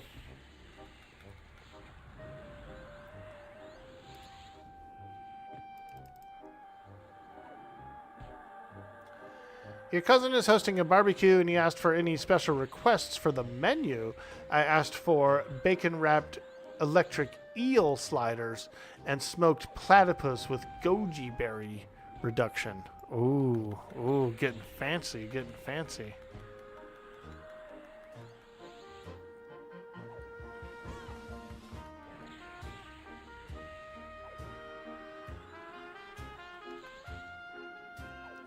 I'm in the mood for fish and rice today. I do have to hit the pharmacy. My mom's got a prescription there that's ready. And so I do have to do that. But I kind of feel like we should have some steamed white rice and maybe a little tilapia. I pan fry the tilapia. Get it all kind of nice and crispy, you know, get a little crust on it.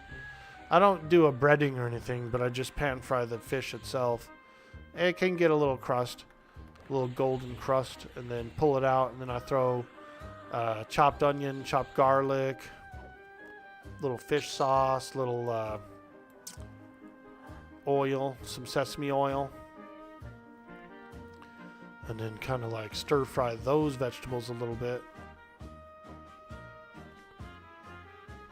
And then I do it like a relish over top of the fish, like a garlic and onion kind of a relish that just goes on top of it when I serve it. It actually comes out really good. Soy sauce is nice in it too.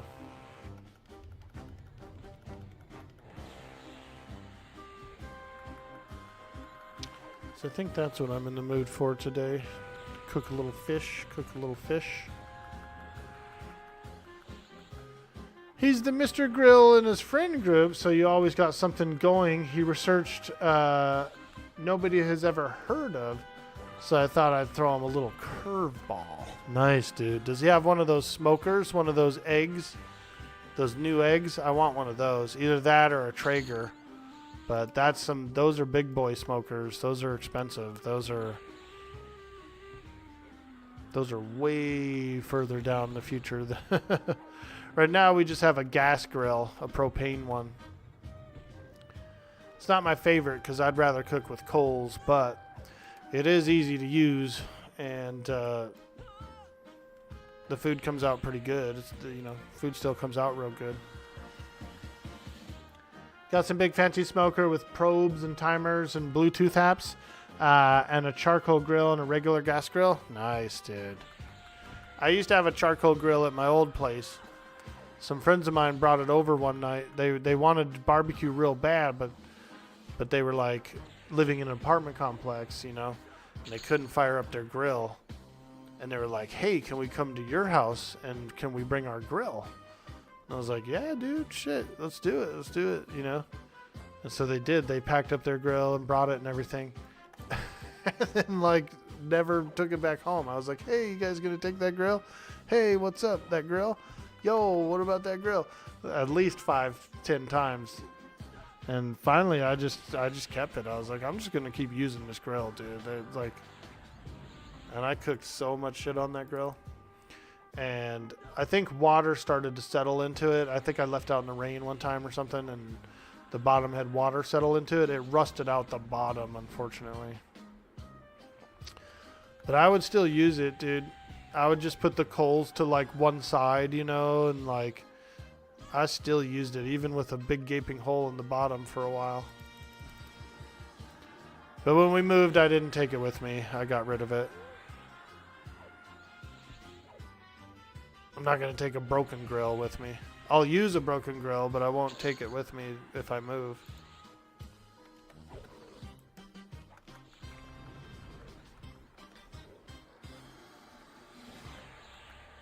But dude, I would throw wood in there from like, I had this redwood tree in the backyard.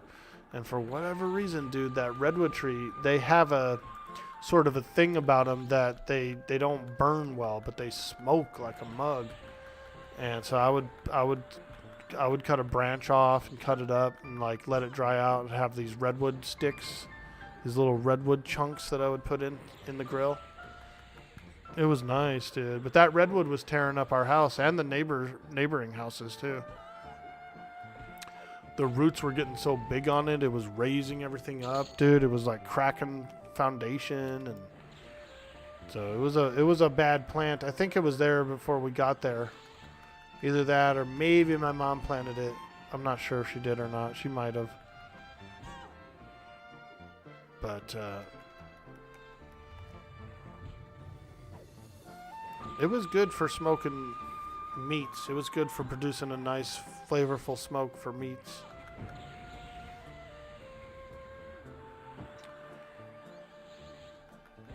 I love redwood trees. I think they're one of my favorite trees.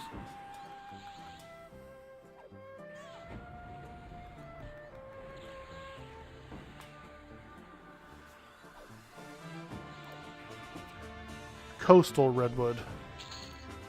There's the sequoia as well, which is a type of redwood, but it's a little more deserty. It's up above a desert. So the coastal redwoods are the tallest trees, and they get pretty thick.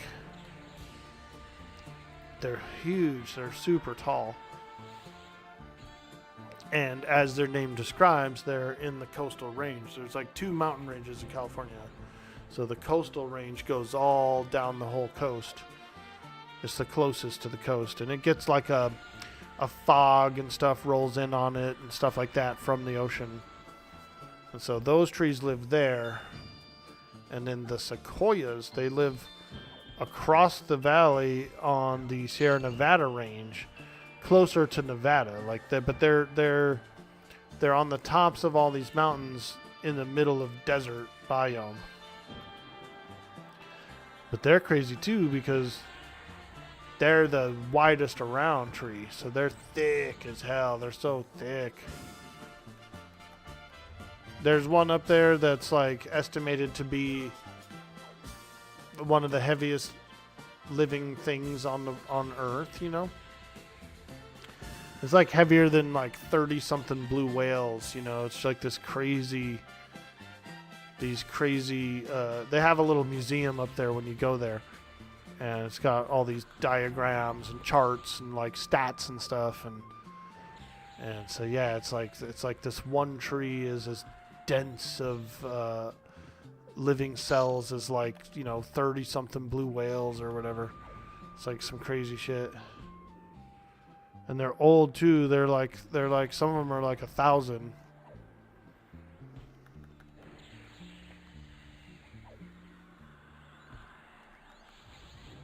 It's pretty cool. It's pretty cool. They're my favorite trees. There's one other kind of redwood that we know of. It's in China, actually. It's a different kind, but it's the same species. But it's like shorter. It doesn't get anywhere near like the massiveness of these ones. But it's actually part of the same family. It's a type of redwood that's in China. It's a small one though. But it's a good material. It is. It's really good material. Sort of a soft wood, you know, but real pretty. Smells good. Very fire resistant.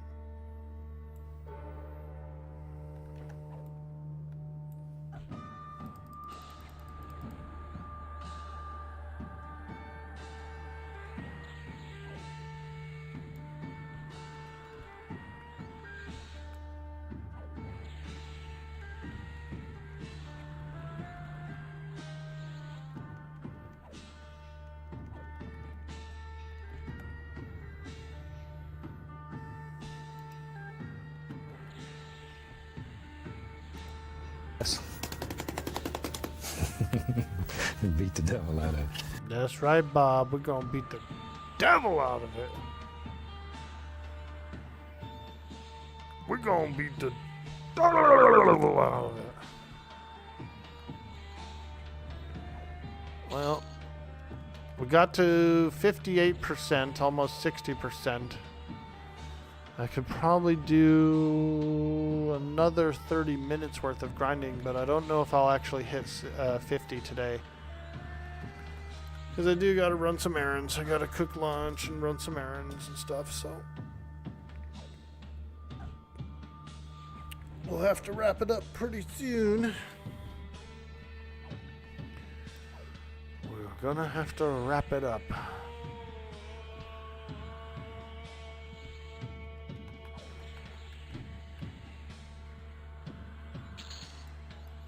Oh yeah, oh yeah. Come on, boys.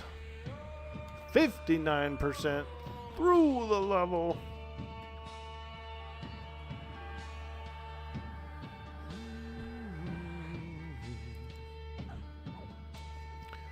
We'll be ready to fight some bosses though soon. Get some good gear. I want to get a Cloak of Flames. Cloak of Flames. Cloak of Flames, please. Let me get a Cloak of Flames, please.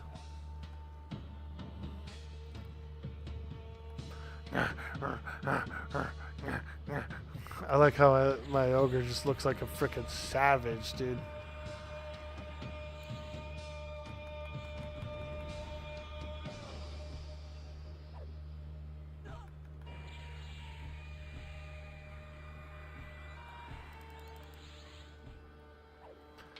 These imps look really like muscly, like almost like a type of flayed skin or something.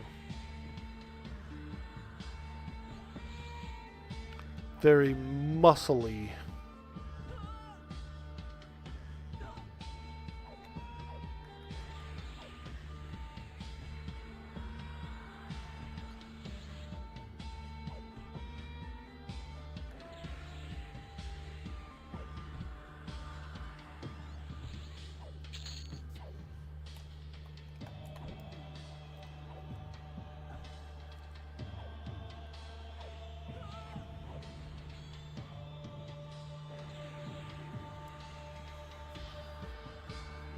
Did I end up equipping Dejarn's ring? I did, yeah. I've been upgrading it.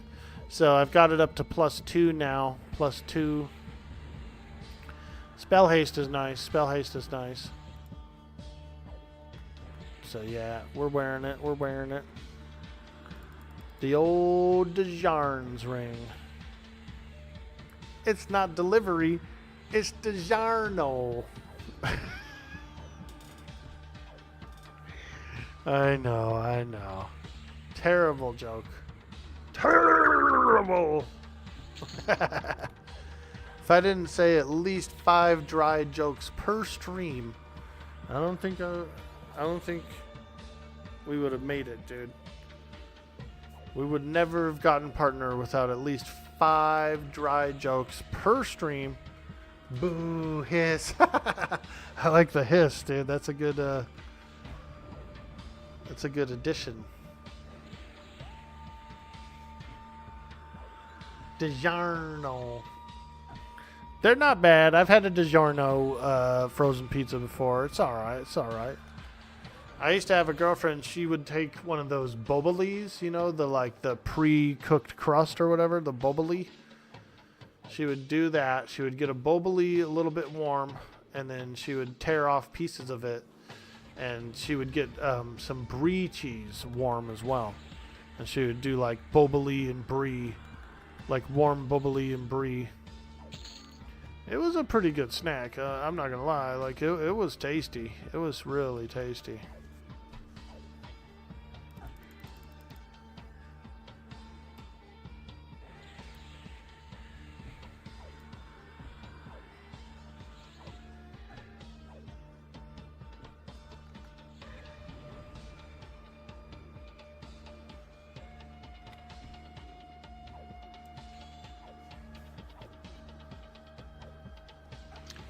I used to like Red Baron when I was a kid. Frozen pizza. I was always like, let me get the Red Baron one, dude. The Red Baron. And I think they did that. I think they got us to like that through some sort of commercial or something, like a cartoon one or something.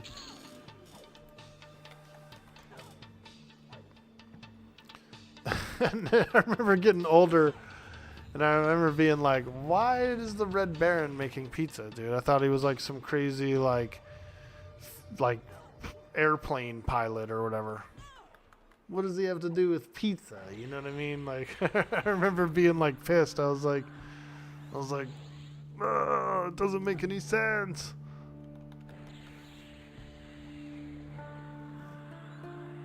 Maybe he was flying around the pizzas.